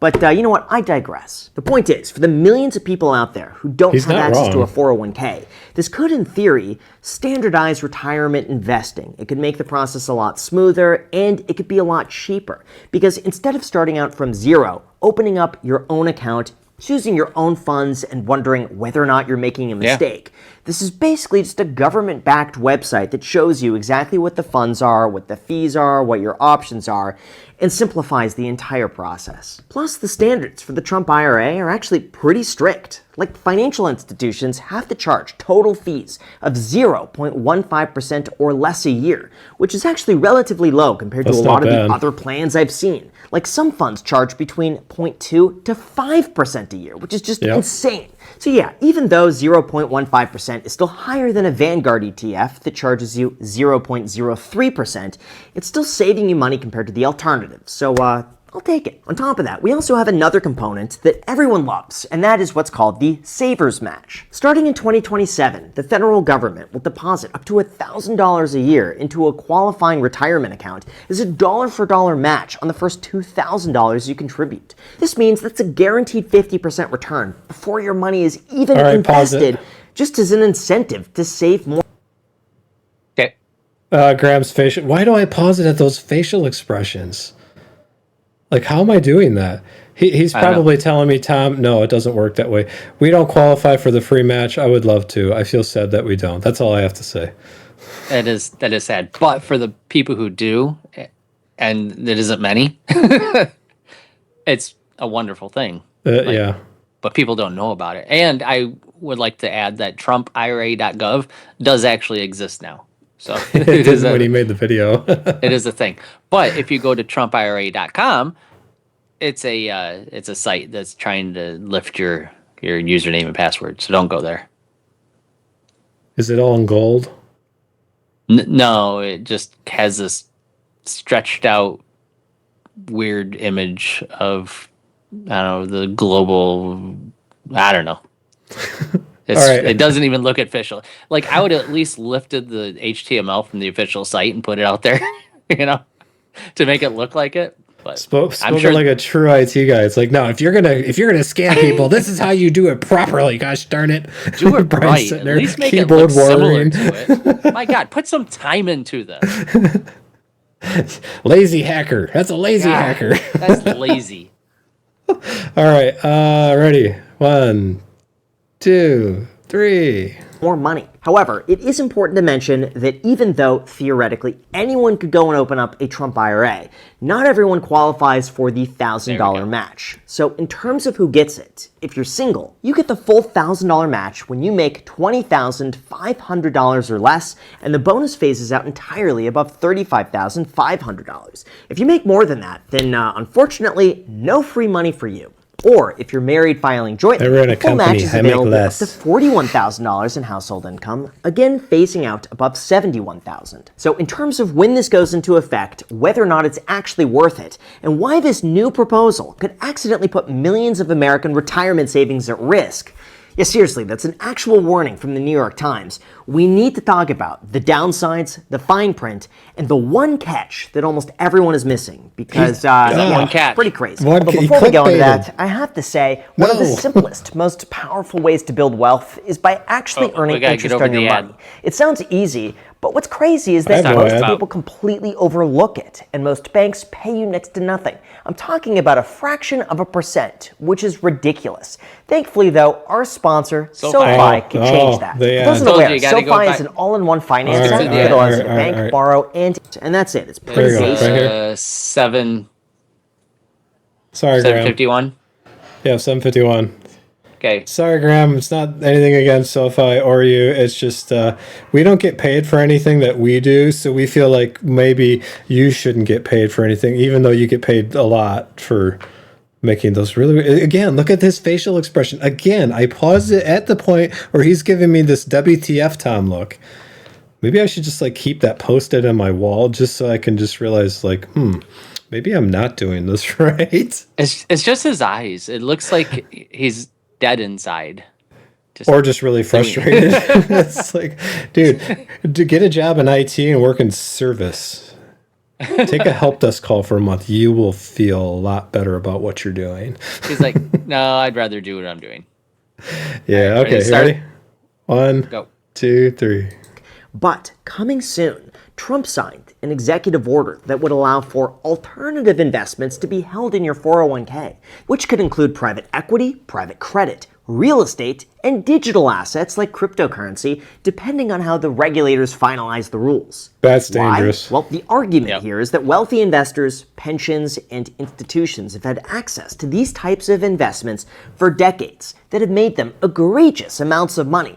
But regular workers have mostly only had access to public market funds that earn a lot less. This is why, in theory, opening up your 401k to practically anything would democratize investing by letting It would also 401k plans wipe offer people out that can't professionally afford managed it. funds that include private investments. This would give regular people access to the same type of deals that endowments, pension funds, and billionaires often use to build a lot of wealth. Now, the White House said the goal here is to allow people to get better diversification and potentially earn stronger returns. And the Department of Labor has been directed to clarify how employers could offer these plans without getting sued into oblivion for violating their fiduciary duty. He said Stay fiduciary. control with next day delivery on most orders. All right, For hang your on. shut-off valves, call clickgranger.com or just I kid you not. I paused this. All right, I did it again. No, the problem I have with what he's talking about, and I'm sure there's other people out there that see the same thing I do. And when you look at Shark Tank and you look at the people that go in front of Shark Tank and how many of those businesses actually generate a profit, when you have billions of dollars, you can afford, just by sheer dividend check volume alone, to lose a couple $1 million on 8 or 10 of the 15 people that come in front of you as a venture capitalist, and then make money on maybe 2 or 3 and break even on the rest. Like, you can afford that. If you're the average person, and if you look at the average 401k and the average net worth, it's like $400,000 by the time they get to 65. If you're over $400,000 of net worth, think about that. You're above the 50% threshold. Like, that, you can't afford to lose a ton of money on like private capital like that. Now, granted, sure, the upside is really high. It's astronomically high, but I mean, they have things like this, the OTCBB. You can go to crypto. You can go to Robinhood. You can look at pink slip stocks. You can do futures. You can do calls. You can do like private fund like Kickstarter. You can there's other ways that you can do this. I don't think personally the 401k of what the 401k is supposed to be is the most efficient way to do that, but that's just me. I see a lot of people getting burned and never returning to the stock market again. You're going to lose money sometimes, but as long as the good outweighs the bad, you'll be okay. I'm not disagreeing with anything Graham's saying. My take on this is like, it's interesting, but it's dangerous. Like you could sour a lot of people really quickly with a few greedy people at Wall Street deciding, let's put everything into the next big thing, and it doesn't actually work out. I agree with you totally in a disagreeable manner. How's that? How do you do that? One thing I said in the beginning, I find this very interesting and dangerous. One thing that I vehemently agree upon is there needs to be more diversity within the 401k. You have to have more options, even like single stocks. I want more options to be able to grow my 401k better. One thing that I don't agree with is when he says that you get different options driven by financial industries and financial companies who are actively working on those funds to make it better. I think a better step would be to have a company that works with your company, with your 401k people as an advisory, like an Edward Jones or somebody who is, Wells Fargo, that is versed on investments to help you out, a financial advisor, right? That every employee gets their financial advisor and the company pays for that. And you get one, and you get one. Oh, exactly. Not you, but you get one, and you get one. Then you could open up all these different funds, and the financial advisor can say, no, that's stupid. Putting all your money on this pink slip stock is, you could make a lot of money, but you're also more apt to lose it all, right? So I think that's a better option. The one thing that I disagree with Graham on is, if you only make $15,000, $20,000 a year, you don't have a lot to lose, right? So you can YOLO your $1,000, whatever that you have saved up on some crypto or some pink slip stock, and you lose your 1,000. I mean, sure, but and it's a lot of money to you at the time, but it's not like you lost. Like it's not like you lost $1,000. everything. Somebody who's got $20,000, $1,000. I mean, that's like their lifeline. Billionaire loses $10 million. He's still got his yacht. Yeah. But you $20,000. That to you, that's like a house payment, a car payment, maybe rent. Billionaire losing 10 million. I'll just wait a year or two and get the dividends and make it up. Yeah. Anyways, keep going. So there's some good, I think, to this, and there's some danger. And I think he gets into that too, about somebody who's able to YOLO on a cryptocurrency and make a lot of money, but the chances are you're not going to make that money. Yeah, the thing I also get into with this is when I said earlier in the stream, the like when you look at the IRS and the reporting on how many people actually make money day trading, actually make money venture capitalize in their investments, venture capitalists, whatever. I don't know how to say that. They become private investors. It's very few people that actually do it. You're going to open up everybody else who like construction worker or a bank teller or the average Joe who doesn't know what PE means or EPS or like they're not going to know how they don't know how this stuff works. So you're going to open that up to them. Hence why you give them a financial advisor instead of just opening up a 401k. That's the danger I see. For somebody like me, this great, fine. I'll make a ton of money. But like most people don't know, like the reason why Dividend Dudes isn't as popular as crypto channels is because it's hard to do what we're doing. It takes a lot of time and effort. It takes time and effort. It's not quick. It's not get rich quick. Yeah. It's become wealthy, but slowly and responsibly. And Again, so it's that you don't not hurt people. hard. It's not extremely hard to do. It just takes time and effort. Or according to Matt, you just buy General Mills and Campbell's soup, which I actually might do. You just buy goldfish. You buy all the goldfish, the best goldfish. They actually, here's a market idea, Campbell's soup. If you're watching, I would like you to make a Trump goldfish. Do a political one. Make the fish kind of look like their faces. And if you can't do that, With the hair.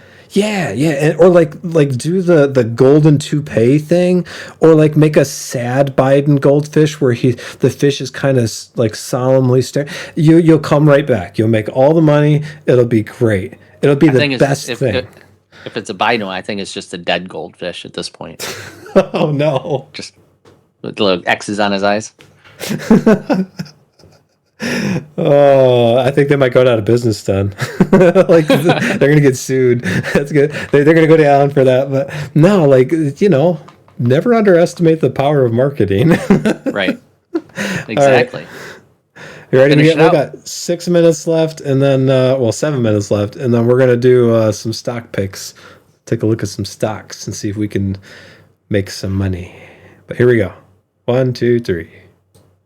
It's an actual thing. I'm going to read you what they said word for word. Workers have successfully sued their employers for breach of fiduciary duty, for failing to do due diligence in the selection of investments, failing to monitor their performance, and paying high fees. Essentially, as of now, employers need to, at minimum, make sure the funds they offer in a 401k are safe for their workers. And there's a chance by opening them up to private equity and private credit and private investments, that their workers invest into this, lose all of their money, and then sue the employer.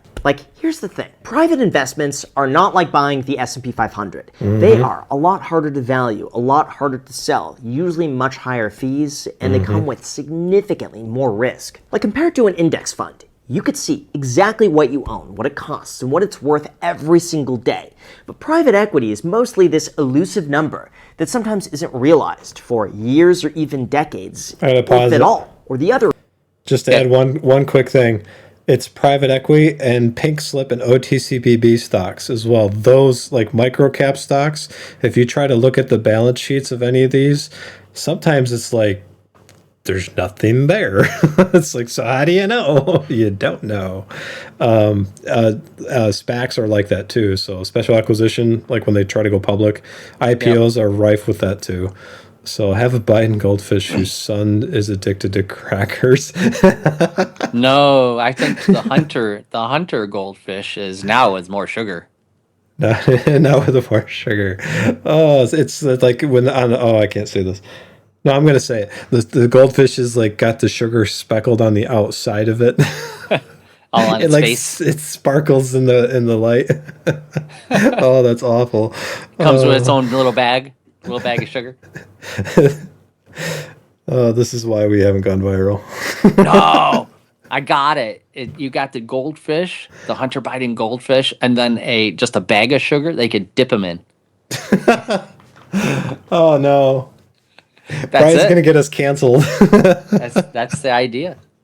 Wait, that's the idea? We're gonna be unemployed. We really will be working at McDonald's. Package deal with Coke. Oh, that's actually not a bad idea. Yeah. Now here's the question: how fast do you think the Coca-Cola would dissolve the goldfish in it, and how tasty would that make the Coca-Cola? Especially the sugar-flavored Hunter Biden fish. Can you even fit more sugar inside of a can of regular Coke? Oh, absolutely. Well, I mean, Mountain Dew, I guess you can't. Well, Jolt had more than Mountain Dew. Yeah, we're gonna skip over that, and I'm gonna unpause it. 3, 2, 1.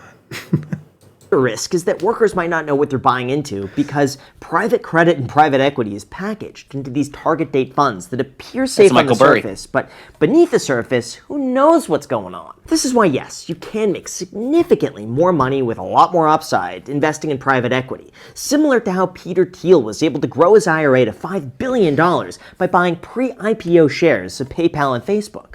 But What did critics he argue start that with, this is though? simply a massive payday for Wall Street at the expense of everyday workers who inevitably get stuck with expensive, complicated products He that started with benefit the managers more than the 4,500,000. retirees. So in terms of everyone watching, what this means for the general population and whether or not these 401k accounts are good for people, here's my honest being honest. 401k breakdown. In All right, terms I of don't the wanna Trump interrupt him IRA, here. Here this you is go. probably best for gig workers, freelancers, solo entrepreneurs, and anyone else who doesn't have access to a 401k who makes under $35,000 single or $71,000 married. If that's you, then no joke, this is probably one of the best financial moves that you could make in 2027 because you get access to low-cost funds with a 50% government match up to $1,000.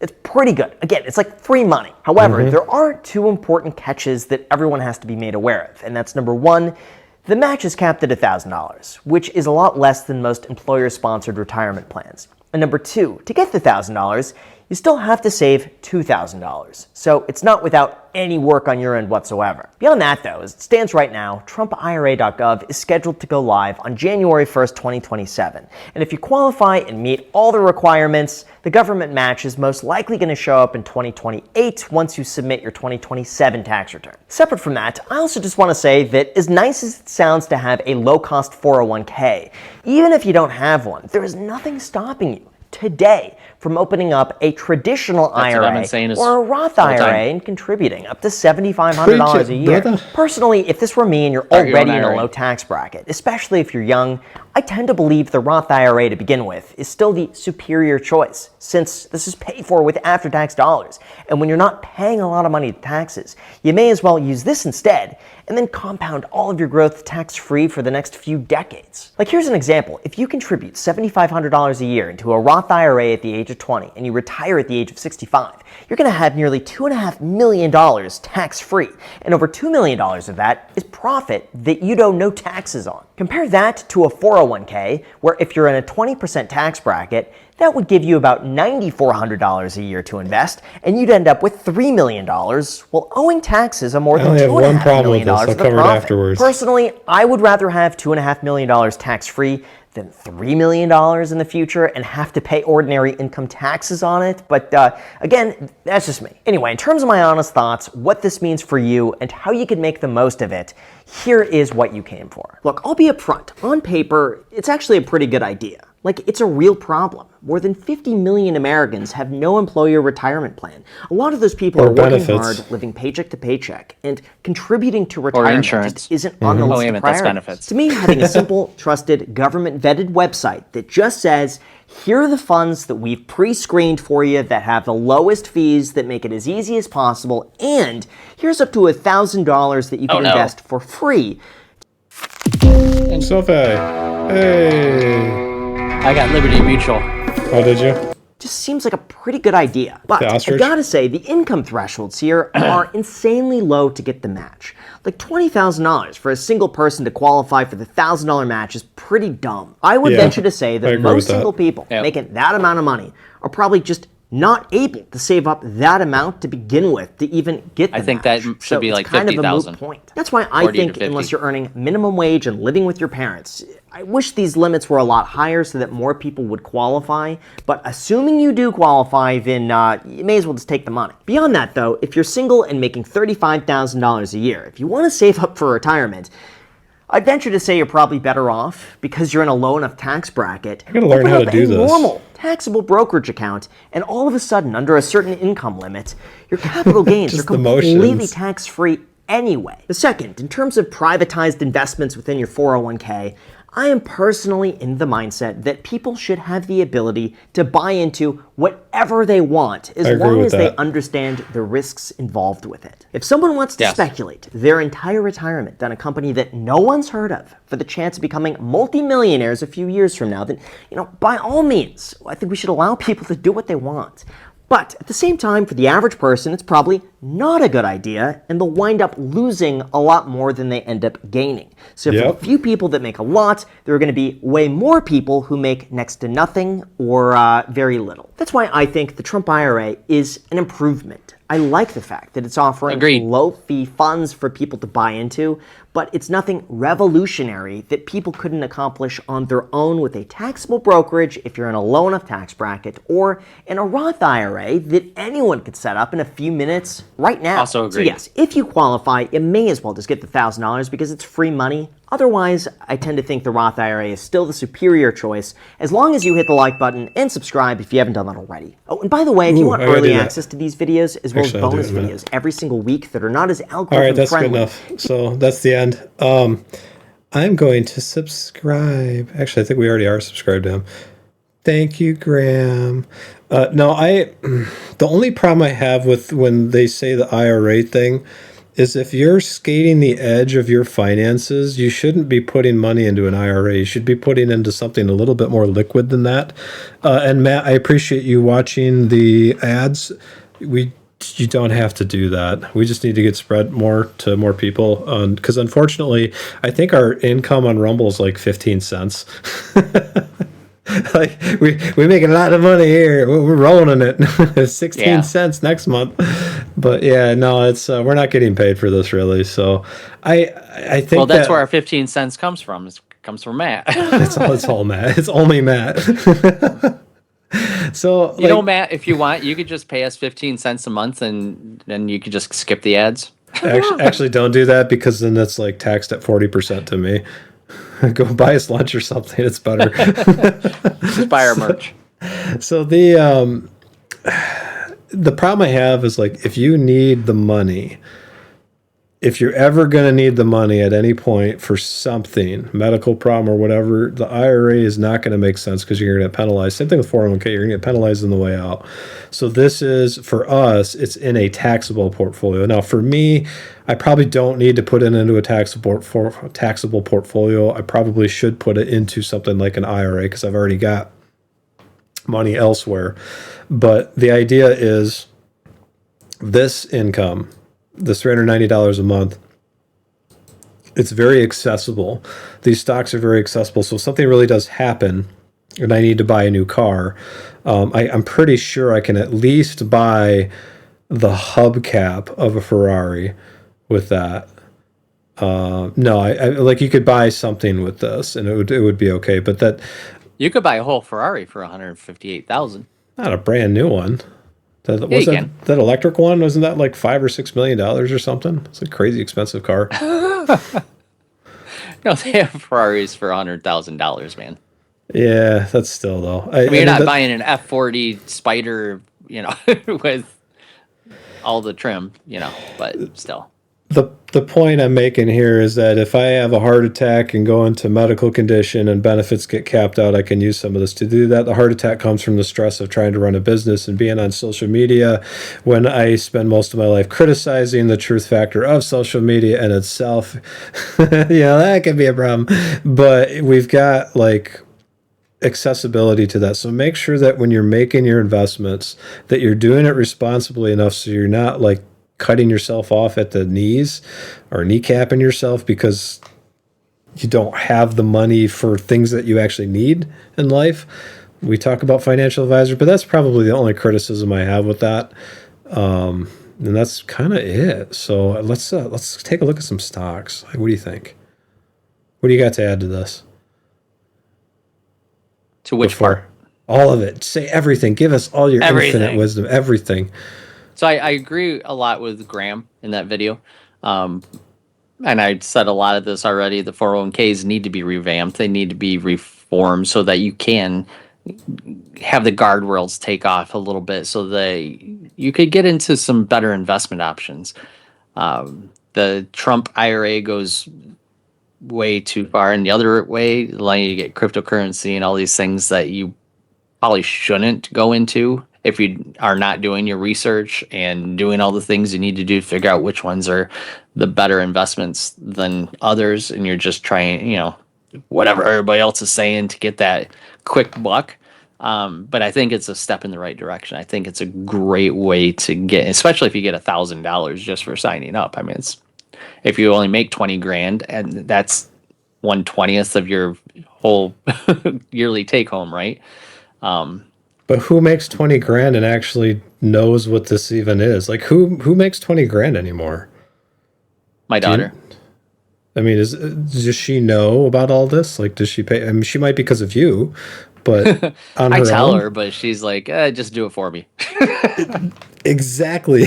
Like, how many people are actually going to know and be able to use this? I don't think there's going to be a lot. Yeah, that's the problem is the people who are making 20 grand a year are not going to take the time to research and learn what all this means and how to do it properly. So there's a disconnect there, and that's why I say instead of just giving them money, give them a financial advisor, to do this for them or show them how to do it properly. I think that's a better solution other than the fact that there aren't like that many financial advisors for the whole population, I guess. I don't know. I haven't done that research. But that You're would just take trying a to grow the economy so we're not unemployed in 5 years. I see how it is. I am, man. Look at this guy. This is the Avengers. So Marvel. you got Captain America here. Marvel. That's totally what this stock does. Captain America. No. That's Captain Marvel. Oh, this is the redneck spelling of it. So they've got a 8% payout ratio, and they cover it by 1,200%. That's totally legit. But they That pay is legit. 6%. Yeah, they pay 9.09%. So you're going to make better money out of a bond or a T-bill. But so what That's why they can cover it. Yeah, so our dividend is 1 penny. Enjoy. Yeah. So what I did is I took just a kind of a humorous screen because we told people we'd do that this week. Coverage ratio trailing 12 months of greater than 5. So Greater that than basically 5. means it's very unrealistic. But what I wanted to see is how many companies can actually cover their dividends 5 times over. So for the whole year, the cash and their income that they got, can they pay that dividend multiple times? I wanted their payout ratio to be under 20%, meaning of their earnings, only 20% of the earnings is used for the dividend check. And then I wanted to average the payout ratio to be above 60%, which is kind of unrealistic. What it should show you is very volatile companies, because on one hand, the trailing 12 months, you got it really low, and then on the 5 years, you have it really high. I just wanted to see what was on there, and I was actually surprised there's more on this list than I thought there was. I thought there would be. Is that legit and Platt? Or Leggett? Leggett. How do you Leggett? Yeah, like I'd rather say legit, not leg. I think it's a finance company. We should probably look at Campbell's Soup again, and then General Mills again. I think we should look at those two. But Leggett and Platt. Yeah. Okay. Let's make this more realistic, because I don't think that's a realistic thing. Like Marvel. Right. Marvel's the only one I've really heard of because they make chips. Make silicon chips. So let's look at coverage ratio 5 times.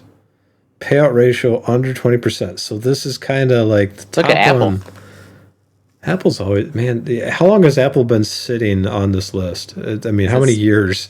Since 1998. So we have 426 stocks. That's still too many. So let's do increasing or decreasing dividends. So we want them to increase.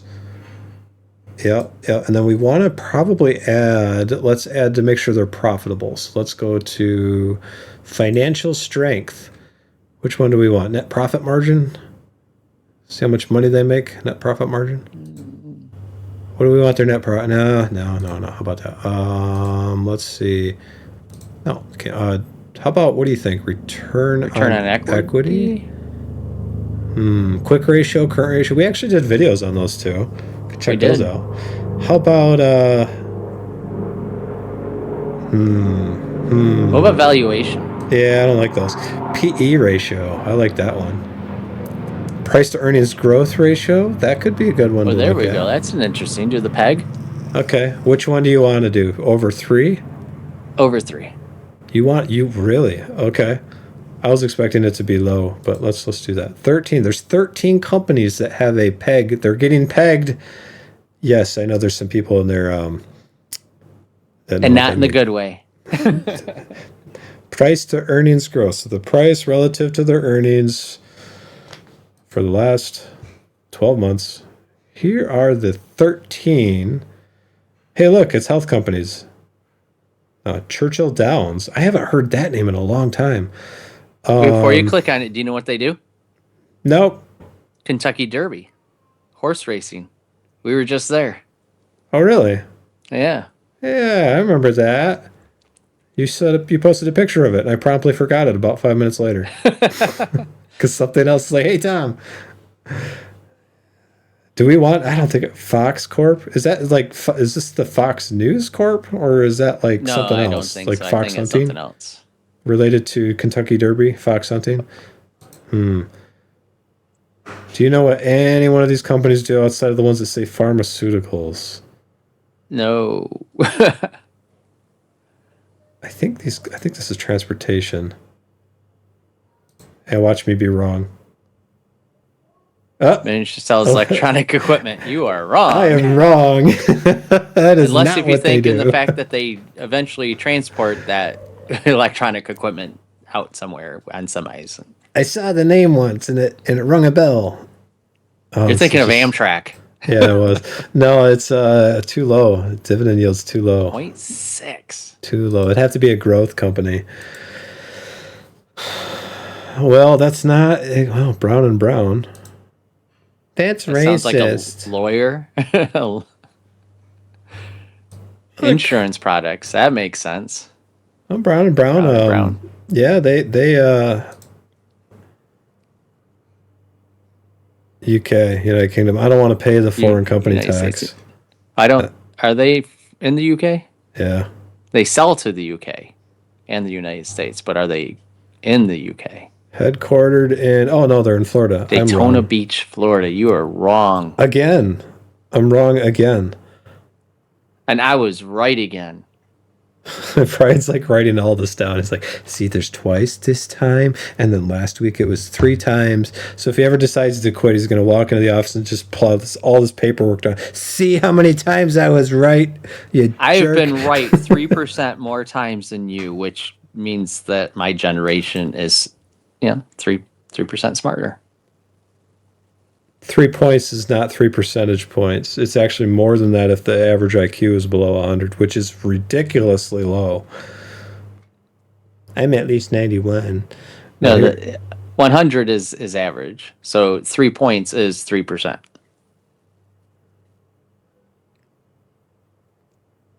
Take your victory sip. There you go. Come on. Get it in. All right. I could do math. I could do math in my head, too. Shut up. Oh, Market man. cap. I don't in think. America. Oh, I I don't think- gotcha, Matt. Market cap in America. Ha! I don't think these are what we're looking for. These are not the droids we were looking for. This is peg ratio is not No. not what we want. At Unless least not at that we level. do, like you're talking about, as less than 1%. I think that would be. Maybe we should be the last. Can we do trailing 12 months? Can we go like at the trading Universe. at the low? Can we do that? Can they let us do the trading at the low? No, technicals? 52 You week should low? be able to. Yeah. It's in 50 there. day and 200 day smart moving averages? Yeah. How about the bearish stochastic? No, I want the Price distance below. See, I'm familiar with E-Trades more than I am Schwab's. You got to stop saying that, man. Stop saying that. I am. You say that every It's my crutch. You got a boner for E-Trade. You need to stop it. Well, actually, it's not E-Trade anymore. It's Morgan Stanley, I think. That's right. They did get bought, didn't they? Yeah. Price. Ooh, a squeeze. There's a Bollinger Band squeeze. Let's look at that. Ooh. Except the only There's only 3 being squeezed. there's only 3 being short squeezed. Okay, what do we got? Some short squeezes on. Hawkins. What does Hawkins do? Look at Like this. Hawkins Elementary from like Stranger Things? Stephen Hawkins? Stevenson, yeah. That's Hawkins, I think, but I need to. I don't know what they do. That's not helping us actually pick anything, so I need to get out of here. Let's find. I want to find. I don't need the ratings. Revenue growth history. Well, that could be useful. We could do that. We could do earnings per share. I think I want that. EPS last 5. Yeah, I think we want to do that. So if you're going to grow 10% per year, I think you would want your per share growth to be between, if it's 10% per year, that's incredible. That's 50 to 100%. So if we do, yeah, I want to see who that is. Who is that? Euro Seas. Yeah, of course. Go into it. Blockade. Now click on the. They're not available. They don't have any profile. 478 million cap. Too small. 5% dividend yield, though. Damn.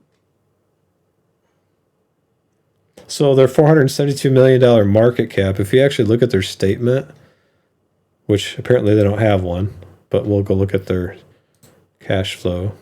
Net income, 137. So they're, wow. They're paying a lot of dividends. You can see that right here. Look at that. That's a lot. A lot of what their net income is. They're Too risky. Cash. Too risky. Yeah. Too small. What was that? That was earning per share growth over 100%. Let's see. The problem with this is you're not going to find a lot of diamonds in the rough searching this way. You're only going to see the ones that are growing. You'd have to really look at ones that the stock price has gone down in comparison to the earnings growth. But like, you're not going to find. Yeah, look. Hey, look, Nvidia's there. You're not going to find ones that are beat up like dogs of the Dow. And I don't think Schwab has a dogs of the Dow kind of screener. Maybe they do. Maybe I'm just not. Yeah, these are all companies that I'm willing to bet that if you looked at a lot of these, they've had pretty good runs. Watch, I get corrected again. Yep, there we go. Corrected again.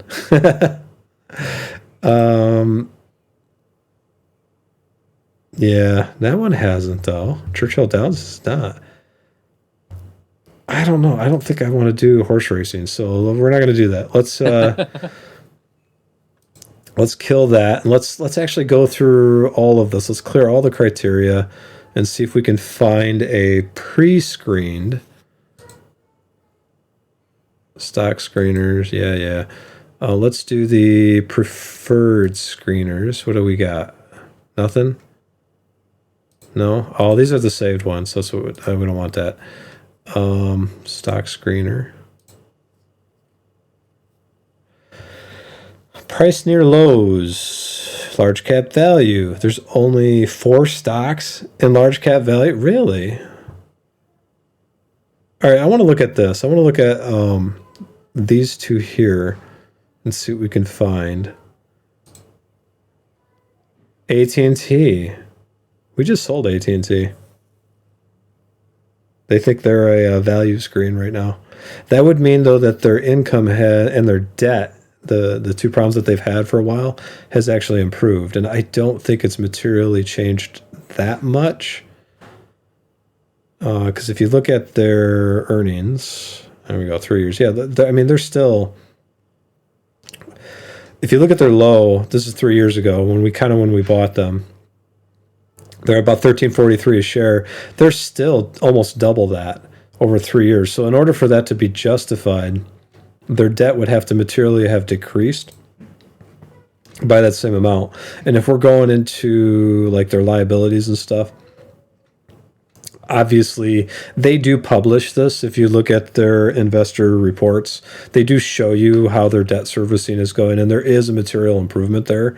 And you can even see that here annually. So if you look at 2020 to now, and you go back to their total liabilities, they are materially improving it. But like from 3 years ago till now, it's actually worse. So their total liabilities have gone up more than they have. But again, if you go to their assets have gone up by more. So yes, there is a case that AT&T has improved their story, and there also is, you got to take into account inflation, got to take into account their total revenue, net revenue, cash flow, all of those things. But I don't see the case for them being a value play yet. Because the moment they do become one, I am back in. I'm buying them immediately. But no, like there's still there's their debt payments. There you go, people. But then they added debt. See this? Well, they were paying down, and then this year or 2025 they added. Yep, and that's the negative pressure you've seen on the stock. You can see that stuff. That right there. So this is the problem I have with stock screeners, and this should tell people how much we actually look at this stuff, because we can see it. If you look at it enough, you can understand what's going on. I don't think that like is that a bad value company? No, I think AT&T is a great company, but I just don't think the market capitalization of it right now is a good spot to jump in. Maybe later. And adding debt isn't necessarily a bad thing as long as they're doing something positive with that debt, buying something, improving something that will pay dividends long term, and they'll be able to pay that down with whatever profit they make from whatever it is they bought. I'm gonna. Do we want to kill this price? So here's this next search we got here. The near price low is 78. They got 78 companies listed, and what they're doing is this one here is the percentage above their 52 weeks low, under 5%, and their volume is, so they're killing a lot of the OTCBB and pink slip stocks, the micro cap stocks right here on this average volume. So they want trading volume to be significant, I think that's a good screen. The one I'm not sure I agree with is this price $10 to $20 or $10 to $60. I don't think I care about that because yeah, even if it's $1,000 for the price, I could buy fractional shares. Yeah, I think I want to, let's look at this, but I kind of want to kill this and maybe throw in one other thing to it. Can you sort by percentage above 52-week low? Yeah, let's do the bottoms. See if we recognize any names. Wise. Look how many banks and oil companies there are and technology companies. Fidelity National Information Services. Paymentus, isn't that a competitor to PayPal? Aren't they buying them or something like that? I don't know. Am I wrong there? Somebody correct Dolby me. Laboratories. Like, Dolby Audio. Yeah, Dolby Digital. Really? I think so. Really? I think that's them, isn't it? They yeah, are? audio, imaging, and other. Yeah, I did not know they were public. they are. I thought they were private. They're in San Francisco, California. Poor guys. Wow, they have, look at that. 50%. They have gone down. You have been destroyed, sir. That is not a good thing. Let's see. This is just fascinating to me because I'm kind of an audio nerd. Maybe not like audiophile, but audio nerd for sure. Yeah, but you're not an Atmos guy. You like the other thing. DTS? You like DTS. I do like DTS. It's better bit rate. Net income. Here's an interesting story. There's not what happened to these guys? Like, what's really going on here? They probably lost some contracts, I would think, or maybe the codec is getting. So that would be something I'd want to learn about what's actually happening to Dolby. But I honestly thought they won the fight between them and DTS. I thought Dolby Digital was kind of the standard, No, like the gold standard of audio. well, when you buy any In terms of market share, sorry. yeah, the receivers still have both. And Neuro as another one. So they're in, yeah, well, that did drop quite a bit. That's enough where their operating income dropped by 45 roughly percent. 30%. So that makes sense. If they are diluting their shares, though, let's go look at that and see what we can see. How many shares are they? Should see they dilute. They're not diluting their shares. They have less shares. This is one that I think that might be okay. But before I bought them, I would want to find out what's actually happening with their contracts, because there's like that's a Market edge says avoid. It's a pretty, yeah, of course. So that means we got to buy them. That's a pretty big difference. Net income's down, but not. I mean, what is this? What are you looking at? 46%. Like Dolby Vision, Dolby Atmos is like in everything these days. So Yeah. I'm curious. So that's what I would want to look at, is find out. Maybe you could do a quick search and find out what happened to that, because it doesn't show, like, the price drop doesn't correlate to what the numbers are showing. There's got to be a different reason. Payout ratio is not exorbitant. Coverage ratio is realistic. Their dividends have been, maybe that's why people. Yeah, I don't know. 1 year they had a drop. Yeah, but then the next year it's up 52%. So you're. Well, if you're look at the from 2018 on, if you were to continue that trend in 2023, I mean, if that were to go up, say 10%, you'd almost be to a more realistic jump from 23 to 24. Could be. I'd be concerned about their ability to continue to pay that with lower operating margins. So I still want to know why 50%? Because that's doesn't seem real fair to the business. If you scroll down, why is there no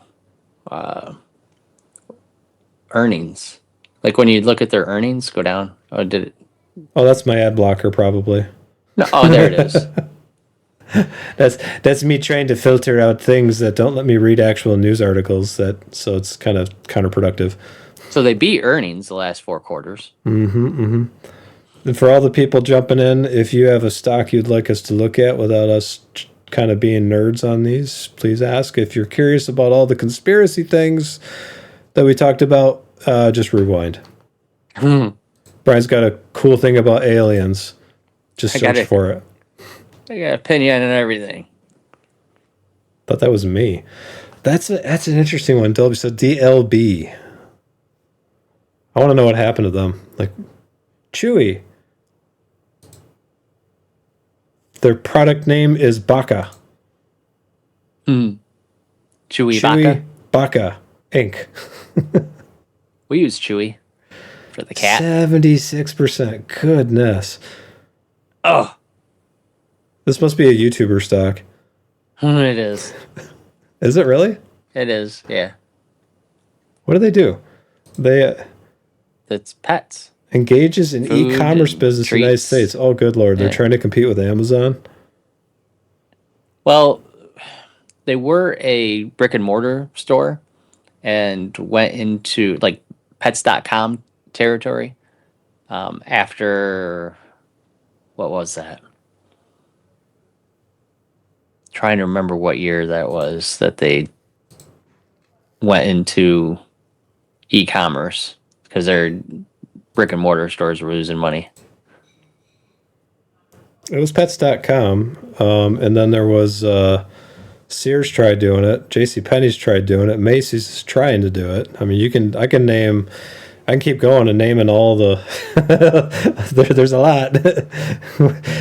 A lot of brick and mortar. It's called the commercial real estate apocalypse, I guess. I somehow remember like the CEO of Chewy.com went to GameStop, was it? These guys got hit too. It was like something with Chewy and GameStop. Oh, Roaring Kitty talked about it. To bring GameStop into the online e-commerce sector. Yeah, and he promptly went and started trying to join like crypto with them. Well, it was the crypto kitties that help them not die as a company.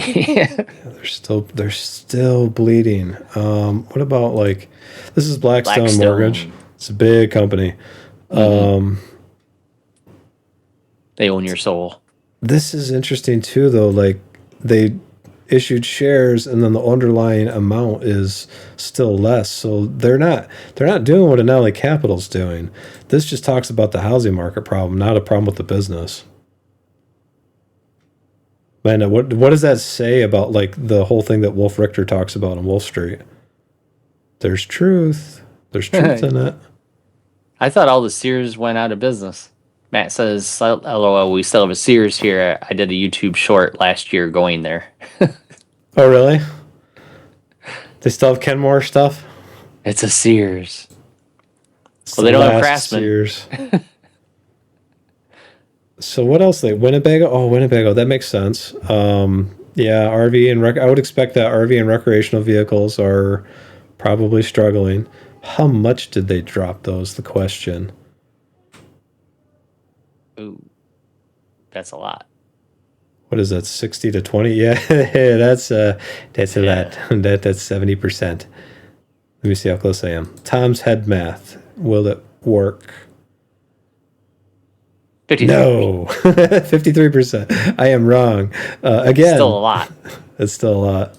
All right, let's close all these out. So, Chewy, DLB. I'm going to keep DLB because I think that one's interesting. And I'm going to keep bro because I like saying bro. Hey, bro. Hey, bro. So here we go. Let's go. What else do we have here? I saw at Nuveen, when I put into AI screen, Nuveen showed up and they were like, oh, this could be a value play, but it wasn't this stock symbol. I can't remember which one it was. Yeah, Black Bog. Really? They're always in the news.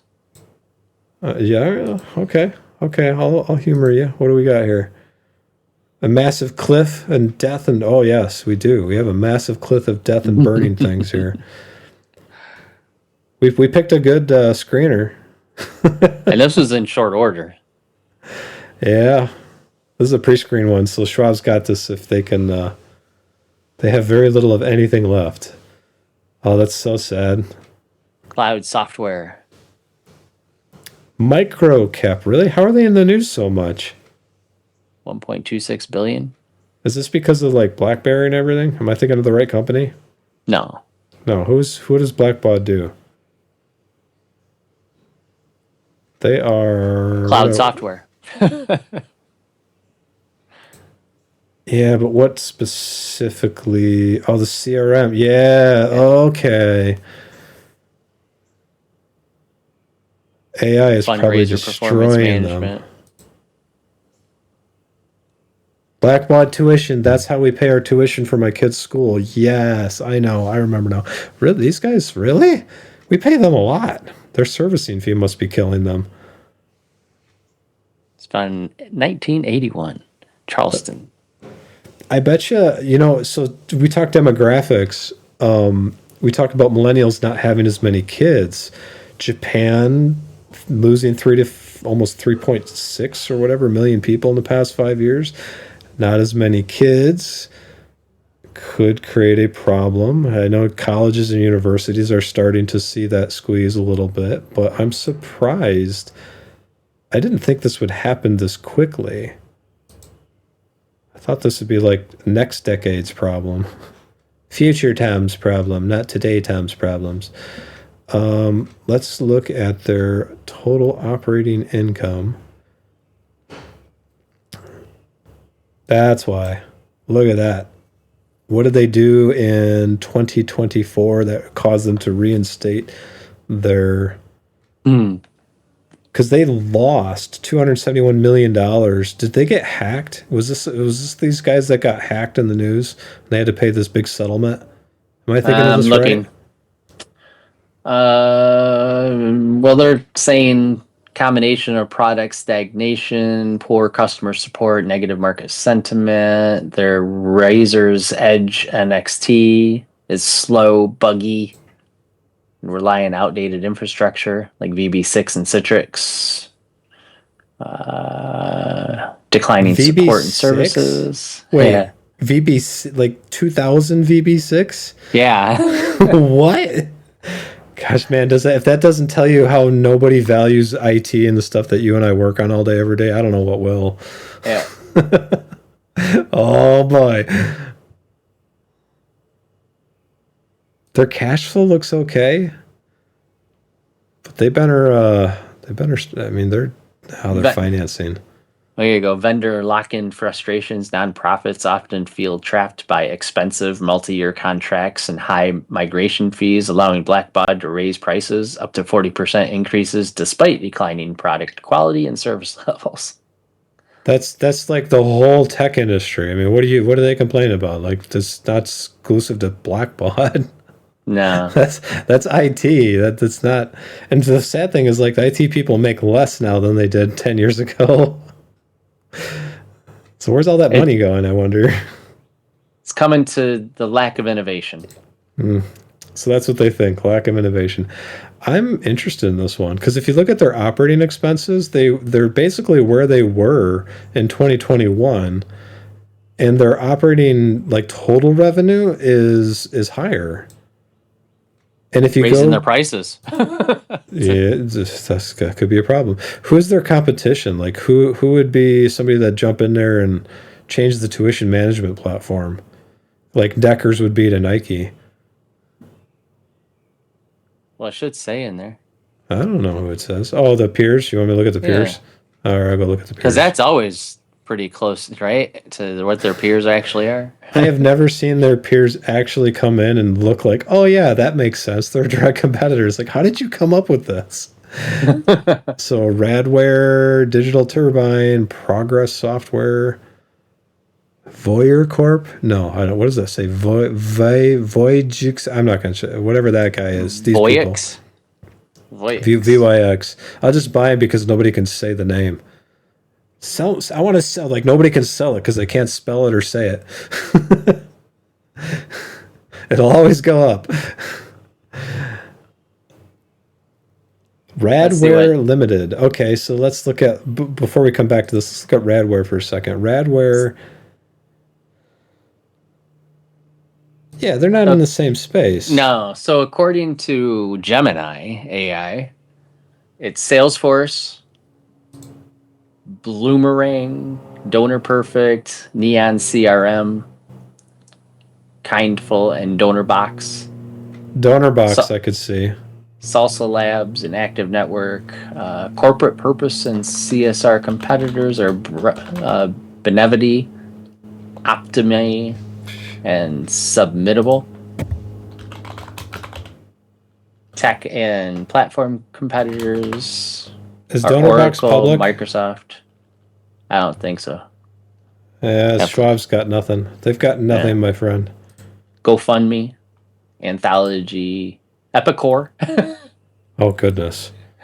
So DonorBox, GoFundMe, I can see those two. Salesforce, I don't see them living in that space.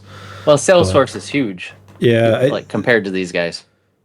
And Microsoft's got Dynamics, which we build, and we can do that. But I don't think it's not really the same space. And I don't see the schools that we work with or even the nonprofits just magically shifting away from Blackbaud. I think they're kind of have a corner on the market, which is why they can do what they do, raising rates. Not that I think that's great, but I think there's nobody else. Well, migrating away from it is a nightmare. What symbol is that? Let me go. That's Dolby. I need to, before I change to the next stock, let's go back and throw that on our list. Because they're fascinating to me.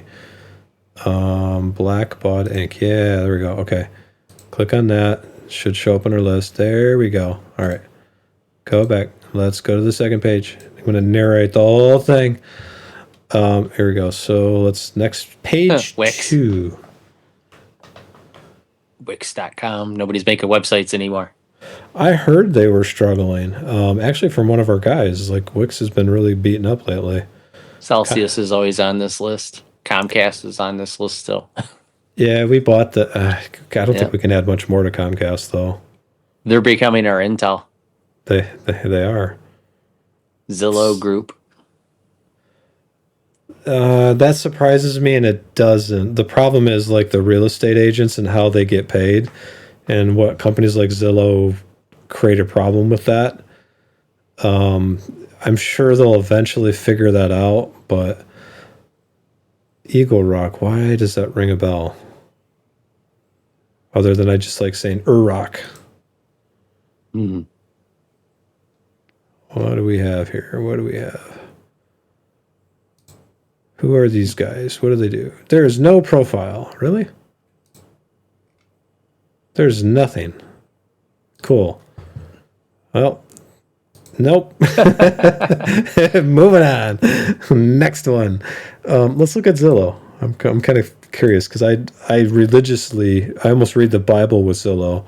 Yeah. Like I have like the Bible here and Zillow there, and then I'll Everywhere, get Zillow, zapped with Zillow. lightning, and then I'll look back at the Bible, go They into my avoid mind Market palace. Edge. Oh, okay. But you don't pay for ads or anything, so they're losing money 72%. Oh, since 21. this is another YouTube talked about stock in 2020. Okay. Well, let's see if their overall revenue, so we're going to chase a different metric this time, has increased. And boy, Total has it operating not. income is. They've been losing money.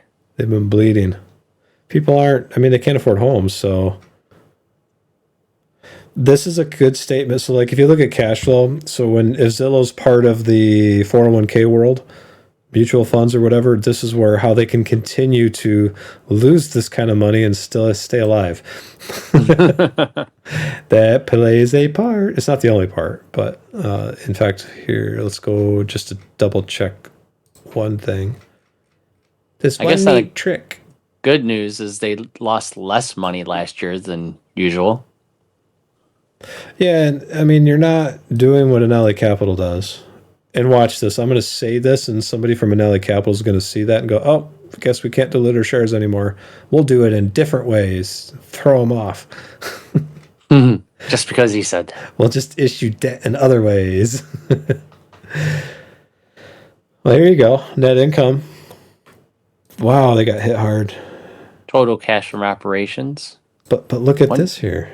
Yeah, hey, okay, I like that.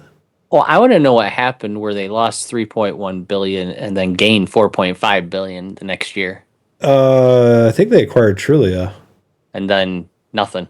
It just like dropped. Yeah. So this talks about people throwing equity into the business. That is how that works. I want to put this one into a financial sheet. I kind of want to look at these guys more because not because I want to shop for houses. I do that anyways. But because the numbers are interesting. Especially, well, let's look at quarterly. Maybe I'm wrong. Could be wrong. It could be the fifth time I'm wrong today. You shop for houses, but you never buy. It's true. It drives You're Aaron just a crazy. window shopper, man. It's because I got a nice house already. I don't need a mansion. Well, that's what I keep telling you. All the mice and mold. It's great. There you go, focusing on the negative. That's my job. That's not your job. I have to protect everybody. Net income. These are quarterly shows a turnaround as well. Interesting, except for their cash flow. There he is. There's the problem. But they're still paying off debt though too. Okay. I want to look at these guys more. They're fascinating to me. Is there anything in here that you're seeing that like says, Tom, look at this? Well, I haven't seen anything that says 70% drop. I mean, they're losing money, but That's the problem that's with the about market. it. Yeah. That's like I said, your 401k is their plan. It's their salvation. Your mutual fund saves these people. Now there's enough spread in your 401k until private equity is concerned that it usually doesn't affect you, not directly. I like this, and the stock symbol is super easy. That's probably why it sold 70%, because they just type C. It's super easy. It's not like the other one where you can't spell it or say it. That's your problem, Zillow. You're too easy to spell. Yeah. Wow. Let's go. Let's take a look at this. This could be a post-hype I'll be right back. cliff. Okay, bye-bye. Let's see, 10 years. Yeah, I don't know. I think for everybody watching, I still want to look at this one. So what we've got here is we've got Zillow, Eagle Rock, Blackbaud, because that's I think these guys have a corner on the market, but I want to validate that first. We've got Dolby Laboratories, just because I'm a nerd with audio. We probably should take a look at them a little bit more. And I gotta close these. I got a ton of windows open, but we're gonna keep that there. And then I think we need to change our search after this.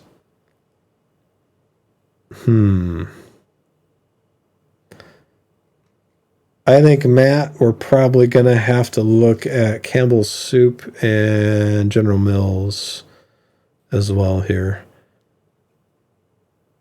Because I'm not seeing Build-A-Bear Workshop. You know, when I had my first job, like actual job outside of like paper routes and working at fast food, there was a Build-A-Bear right across from kind of where we worked. At the mall that I worked at. So that's it's kind of sad for me to see them go away. I understand it, but because their bears are really expensive. Car Gurus, that's fascinating too. I've been told that the used auto market right now is still really expensive and very few people are buying, so there's a bit of a cliff that's starting. But their price, yeah, they're not. Say that again. Car Gurus. What's their name? Car Gurus. Welcome back. Car Gurus. Car Gurus, yes. You kind of say it in one word. Car Car Gurus. Car Gurus. Car It's Guru, Gurus. like mini minions. It's 2 words, man. I say it like a minion. Car Gurus. If we do, going back to Adobe, if we look at Adobe, I think we should also look at DTS if they're. I don't think they're public, but Maybe that's where I got him confused. isn't DTS part of Sony? I don't know. I'll look it up. I'm a closet nerd. What? I play Legend of Zelda on the piano and don't tell anybody. And the old rugged cross. Now let's see. They don't. I don't know. I don't know about this one. This one is. This is, yeah, okay. When I look at these guys very briefly, I'm starting to see the cliff that all the auto dealers and everybody's talking about, with built up of inventory and lack of purchasing and overpriced used cars based on like the supply. I think I'm going to take them off the list just because I don't think they're going to be. I don't think they bottomed yet, at least not as far as I can tell. All right, so let's go back to. We need a new stock screener. Let's do it. New screen. All right, let's. What do we want to do here, Brian? We want to do growth at reasonable what? Reasonable price. How do they decide? How do you decide what's reasonable? 1 penny. I want to buy Nvidia at 1 penny and have it go up like MSTR did. Before they started crashing. There we go. That's our moonshot. I thought Rumble was our moonshot. What else we got here? Dividend sustainability. Oh, they got more. Ooh, predefined screeners. No, actually, they don't have more than one. What I'm really looking for is the dogs of the Dow. There used to be a really nice thing on Scottrade I'd look at, and that's a really good one to find. Beaten up dividend playing stocks. They weren't really growth stocks, but they were pretty good in that space. So let's look at their dividend growth screener, see what we can come up with here. I still wonder if Enron is a good deal. ENR. What is ENR? ENR.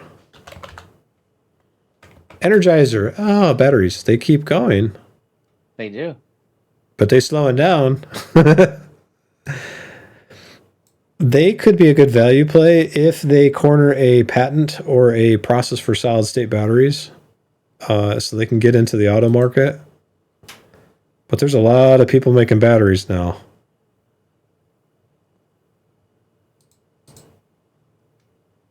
And I think there's a crossover from the automotive market to the consumer market that these guys live. Maybe it's the bunny. They killed the bunny and they can't do the advertisements anymore.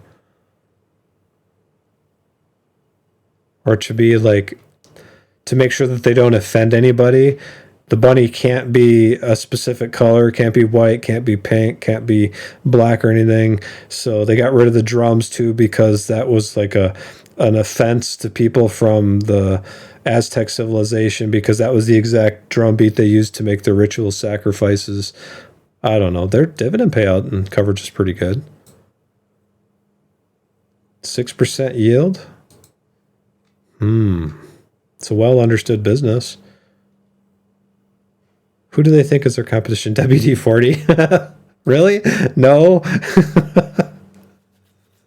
Would you say that WD-40 competes with Energizer, Brian? Because that's what the peers say. Heck yeah. Let's mix those two up.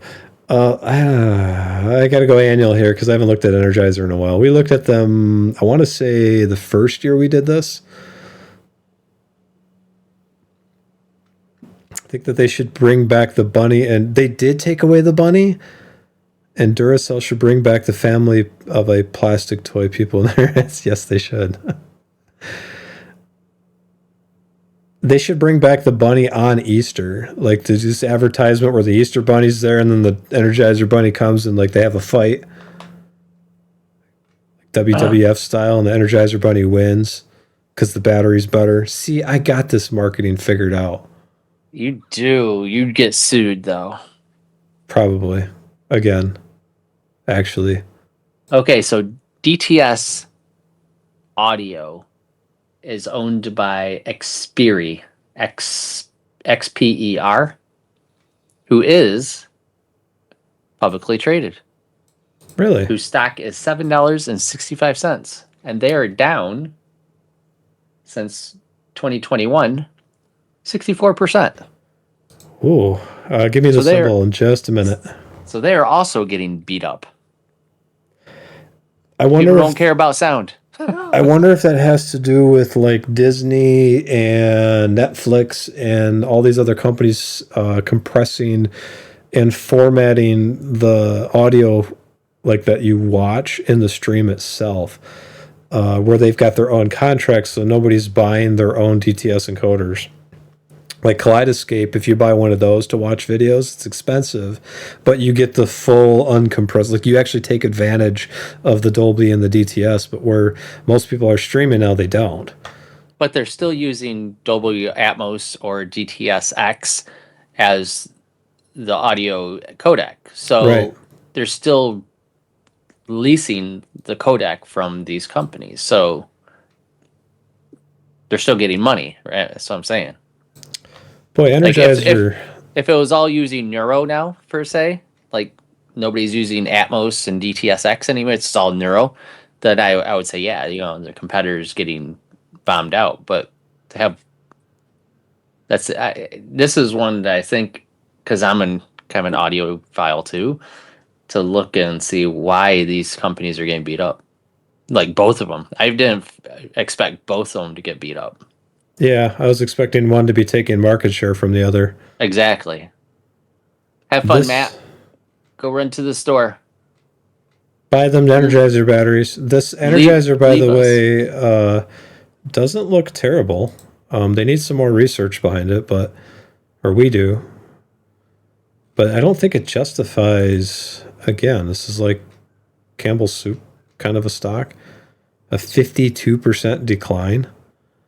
That's so crazy to me to see. This is why we rag on the Meg 7 stocks.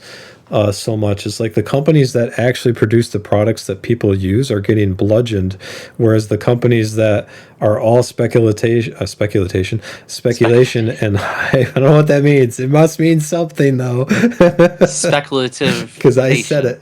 All the speculation and hype behind the Mag 7 stocks and all the AI are just exploding in value, even though most of them are not turning good profits, or they're very small margins, or we don't have customers yet. Like it's surreal for me to see that. Like Duracell, Energizer, you need batteries.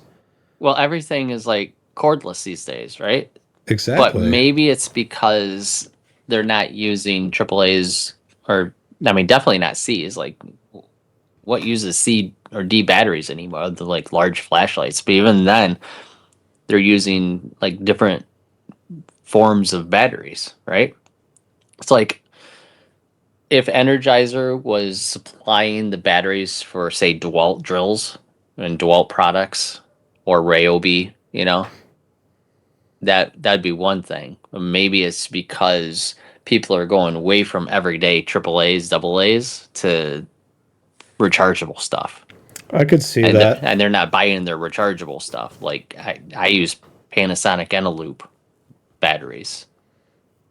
I could see that. I could see where like the built-in enclosed lithium batteries that some of the stuff comes with now would get in the way of Duracell and Energizer. I'd like to know what percentage of that is. That But could justify a drop. they also have their own lithium batteries, Energizer and Duracell. Yeah, that's what I'd want to look at, is those contracts specifically. Like what Yeah. if you transition to this, where are people, like, are these manufacturers for, let's say, a razor or a shaving razor, are they still using your product, just one that's not like take the battery out and replace it when the battery dies? Like, is that where that went? That's an interesting stock for me. That's a good find, Matt. That's interesting to look at. Scroll up at all the companies they own now. On the right hand side at the top, going to the profile. Oh, you want to read Yeah. this? But right there. So where is it? Stop moving the fuck. I'm gonna go to the bathroom. Go I'm ahead trying and read to it. read it, but it keeps just moving around. It offers household batteries, be including quick. primary, rechargeable, specialty, and hearing aid under the Energizer, Everready, Rayovac, and Varta brands. Why would you leave? Why would he leave? I'm like reading this to him. The whole idea was to tell him this, not you guys. I mean, you guys need to know this too, but he just left me because he had to go pee. Anyway, I guess I'm gonna have to tell him again. So the point is, I didn't know Energizer had the rest of these brands. So Varta brands and protectants, wipes, tire and wheel care products, glass cleaners, leather care products, air fresheners, and washes under the Armor All New Finish Refresh Your Car. Your Carl. Oh, your car! Exclamation point.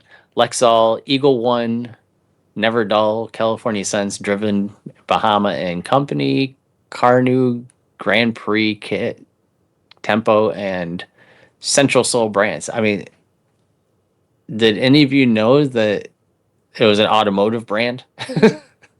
Specifically cleaners. Oh, the STP brands, automotive air conditioning, recharge products. They do a lot more than what we thought. So maybe it's not just the battery sector that's killing it.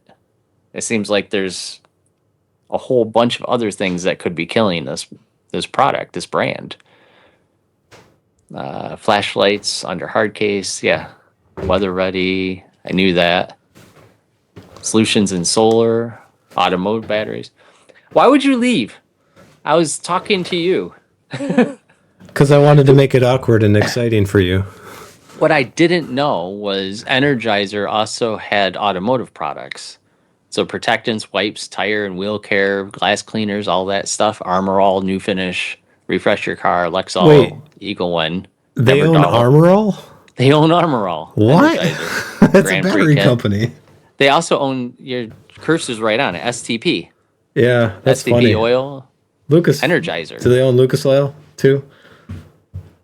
Where like Lucas Oil competes with and yeah, I like, don't- criticizes STP, and that's the same company. I don't think so. AC Pro brand name, sealants kits.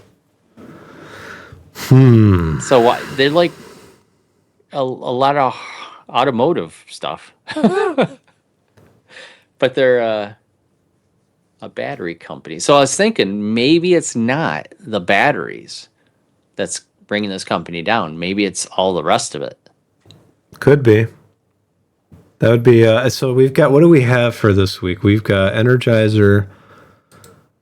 We've got Dolby, Blackbaud. and Eagle Rock. Although I don't think we're not doing Eagle Rock. You just like saying E-Rock. I do. Zed. So Zillow, Bro. No, we're not going to look at Brown and Brown. Yeah. They could go kick rocks. We They already could go looked at, kick E-Rocks. already looked at Vicky. We already looked at Intel. We already know well what's going on with Intel. Nike. Nike, PayPal. I think this is Mattel. Matt likes Matt. It's Mind over Mattel. Comcast. I'm not gonna do those only because I don't want to pay ordinary income taxes. Mattel got hit a little bit recently with the Masters of the Universe movie. It did not turn out like Barbie. It did not. Okay. I think that's enough. I think that's enough for this month. And then like we're gonna compare that against what else should I add to this? Throw them in the spreadsheet. Yeah, yeah, you can do that. the worst performing ones are Campbell's Soup, PayPal, which that surprises me. I thought I had him at the bottom. Maybe not. Maybe we could throw more at him. Kimberly We got Clark 4,000. Yeah, we could do another 2. could. Anyway, Kimberly Clark. Yeah, we can't do Comcast. We got too much. Yeah. ADP. ADP, no. See, these are all They're all high. XYL Xylem. maybe. Okay, so I know this is the boring part of the stream, but I think we have a good list to look at for the end of the month to figure out which stocks we're going to buy. I don't know, unless we buy a pretty high yielding one that we're going to get above $400 this month. I still think we're 2-3 months away from that at the very least. At least reliably. To get $10 a month. Yeah. What is going well today? Which stock is being pumped? Intel, of course, Intel. Rumble got hit, but they're kind of coming back a little bit. They're down 5%. Are they low enough? Are they? Let's look at Rumble. 716. They went down to 7, and then came back up a little bit. Where are we as CFRA? Strong sell. Okay. Miss. It's building a platform that hosts a lot of servers and data is not cheap. I'm waiting for them to go below 7 again. Then I'll buy. Revenue is flat. Operating expenses this is quarterly, are up. Their net income is pretty flat as well. Negative flat. Still losing money. Still losing money. Not surprised. Total revenue is up. A ton. That's 10 times. Operating expenses is also more than 10 times. Operating income though. Yeah. That's more than so this is They keep losing. ain't nothing for winning but losing. Cash flow. Man, if they don't turn it around, they're going to be a candidate for getting bought out. YouTube's going to buy them. Debt changing cash is okay. Is it because of debt?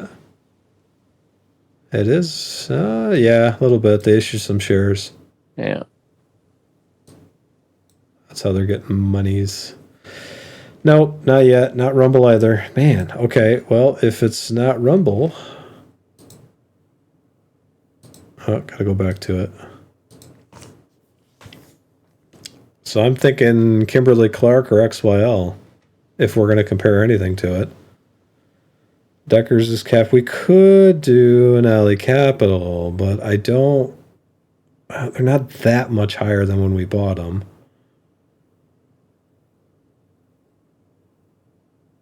The hard part is like when you make money on almost every single purchase you buy, it's really hard to find the one that's the good value. It's like I'm making money on all of them. How do I not make money and find a good buy? Or how do I make money and find a good buy without like picking the wrong stock? That's the hard part. That's why we're on the stream. So I think it should probably be XYL, maybe Procter & Gamble. We can go all the way up to positive 10 if we've held it long enough. There's a few in here. Anali is really interesting to me. I think I want to add Anali to this one because we don't have a lot in that one, and that's definitely a high risk move. If you're just starting out, I wouldn't be buying something like that because that's going to be very violent. The dividend yield, they say it's 13%. It's actually more like 6%. That's what they can realistically afford. I like AWR and I like XYL. I also like Campbell's Soup, though. We could add to Campbell's. Just a little. All right. Well, I think that is a good summary for me to cap off the week and do some research. All right. What do you think? Want to add anything to this list? Of what we already have? I mean, no. And all of these? That's quite a bit. It is. It is quite a bit. We didn't actually look at General Mills, but Nope. maybe next time. Maybe next time. That's the beauty of this stuff is it's not like, well, if I make a wrong decision today, then it's going to destroy my life. No, this is a long-term game. There's the evidence for that. I will say, though, that like if you're making car payments that 1, 2, 3, 4, 5, 6 months, half of the year, your car is completely paid for if it's a Honda Civic. Half the time, just from dividends alone. Yeah. I bet we could find cars that cost us that $390 would pay every month. And again, annualized 20% plus the 4.5% dividend checks we get. And the $52,000 of gains over 2.5 years of just gains. I would say that there's pretty much good evidence, unless the market crashes tomorrow, which we put in our thumbnail to show you that just in case.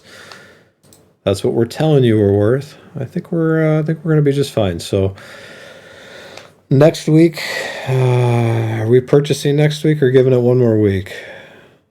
If we can purchase next week, that'd be a good week to do it. The week where Trump has a agreement with Iran and the stock market jumps 20%, and I buy that day.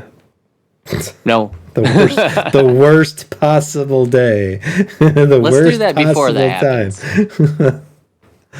Yeah. Okay. I think that's a pretty good plan. If you're just tuning in, thank you for checking us out. You can rewind the stream. You can see all the alien and horrible conspiracy things and weird racist things that we talk about that we're not actually racist, by the way. But like the cool stuff we talk about before we get into the boring stock analysis, it's all there.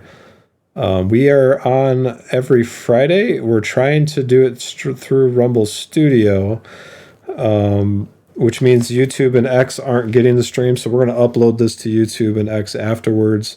So all the people that were watching it on those two platforms can actually see us. And then we'll try to be back next week, Friday, somewhere around noon-ish, just afternoon. Depends on how the day goes. Maybe we'll have YouTube figured out by then. We're technology guys. You can't work in technology. Yeah. Oh well. Now, the alien thing, they did have a neat little press conference just recently on the White House lawn with Senator Luna and David Grush and a few others to petition the Congress and the really the securities and alphabet companies or alphabet departments to release all their alien biological entity files. Alphabet that shouldn't- department, like Google Like FBI and CIA and NSA and Department of Defense, because that and shouldn't be BBQ. national security, right? Like if you can't give out some of the technology because it's a national security issue, you can't give it, but the entities you can, right? So they're out there talking about it. It's interesting. I think it's There's- fascinating when you see that website and they're all still very super blurry photos. It's like, wait a minute, we've got 16K cameras. You can't zoom in. Like, how is it that a satellite can zoom in on somebody reading on their phone? I would say newspaper, but we're, not 1996 anymore. But like they're reading their phone, like you can see it from space. But when you're trying to capture a UFO, it's somehow like Bigfoot. It's super blurry. I got Like, two things. why? on Why that. is that? Number one, maybe UFOs are just blurry. Oh, Right. like you get catfished when you're trying to go on a date. You see this beautiful profile picture of this lady who looks gorgeous, and she looks pixelated when you meet her. Like, what?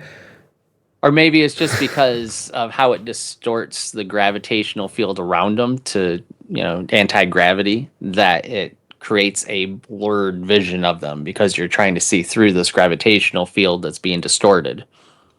How's that? That could be Sound- very conspiracy worthy. Sound plausible? Sounds plausible. Or two, there are high-res detailed videos and photos of these, but anytime you see one, it's obviously AI generated and fake. Unless it's dipped in gold plating and embroidered that way with the Trump logo at the top and his signature at the bottom. So Right. that he is the one that says nobody discovered UFOs the way he discovered UFOs. But I could give you a high-res photo of it, and you'd probably, it's obviously fake. It's just too good of a photo. So yeah, Yeah. I get your point, but there are some arguments on the other side. But who knows? And still, again, till one lands on the lawn of the White House and says, "Hey, here we are. We're from Zeta Reticuli," then it's like it's all a nothing burger. Show me the evidence. Well, whether or not they're from Zeta Tortellini, I think that's a stream. Reticuli. Zeta Reticuli. Reticuli. It's an actual place. If you watch we named. Y-Files, I guess there's somebody that did that in the 60s. So, do you think Elon is a reptilian? Of the 7, I guess there's been 7 races, alien races in the Like whole world. 30. Like before, we've gone extinct 7 times on Earth. We're coming back. This is the 7th mass extinction. We've had 6 mass extinctions. I- He's got to be. I don't think he is, because he's got like 5,000 children, and his kids look pretty human like, I think, for the most part. With just weird Most names. of them. Yeah. He names them like aliens. He does that just to make sure his product line doesn't get confused with his children. I would need some good evidence. I think he's just a quirky dude.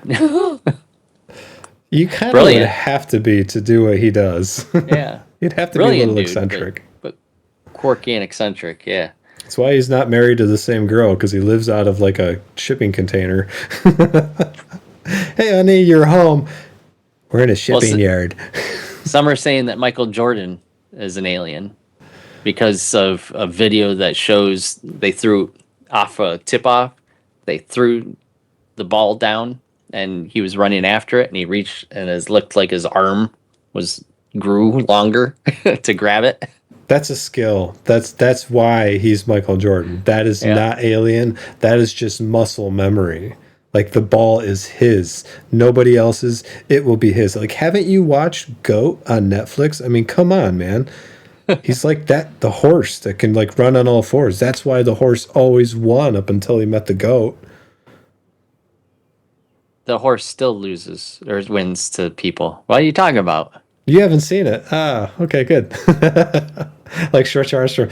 Yeah, I haven't Yeah. seen that video from Michael Jordan. I have not. I cannot claim knowledge.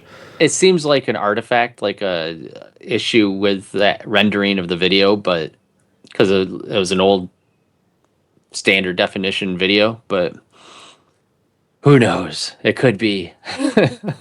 If you ever have dinner with the guy and he's like, "Oh, pass him over," he's like, "Ah, got it," and he does it, then you're like, "Oh, it's real." He just reaches over. He Damn, did he it. got long arms. How'd you do that? The only other thing I had was this, but we can talk about this whenever we think about it, and don't forget. Oh, the G-shaped economy? Like the thing that was actually on the, the thumbnail? Yeah, we've covered this. Well, basically, we've- all this is we've doing is beaten taking it the up. K-shaped economy and giving it a little bit more structure, right? The K, but that's the generational between the K. That's actually, they say, is the gap. I So like the how they try to label everything. Everybody has to have a label. Everybody has to be part of some kind of group. Everybody's in a nice little, neat little box, and that's nobody ever gets out of the box. Your rich grandparents are subsidizing your grandchildren and kids. I think it says that. I think that's in here. Well, it is. I read it. Come on, man. Come on. Come on, man. Come on, man. Yeah. Well, that's all I got for today. I think I don't know how to raid out of like Rumble. I don't know how to send you to another stream. There's got to be a way to do it. There is. You could raid. But nah, we'll do that later. We'll figure that out. At some point, we will know how to do this. Maybe it's when we're making more than 14 cents. We'll have to sit down and just do all this and get it all set up before the stream next time. Yep. All right, guys, we appreciate you watching. Hopefully you found this valuable. And for all those of you on YouTube, I am sorry. We will get you the video and you can comment next time. We'll try to address the comments in the next stream. So appreciate it. And as always, happy investing. Happy investing.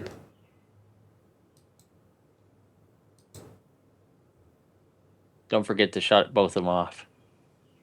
Yeah, I'm doing the... Do it in reverse order. Yeah.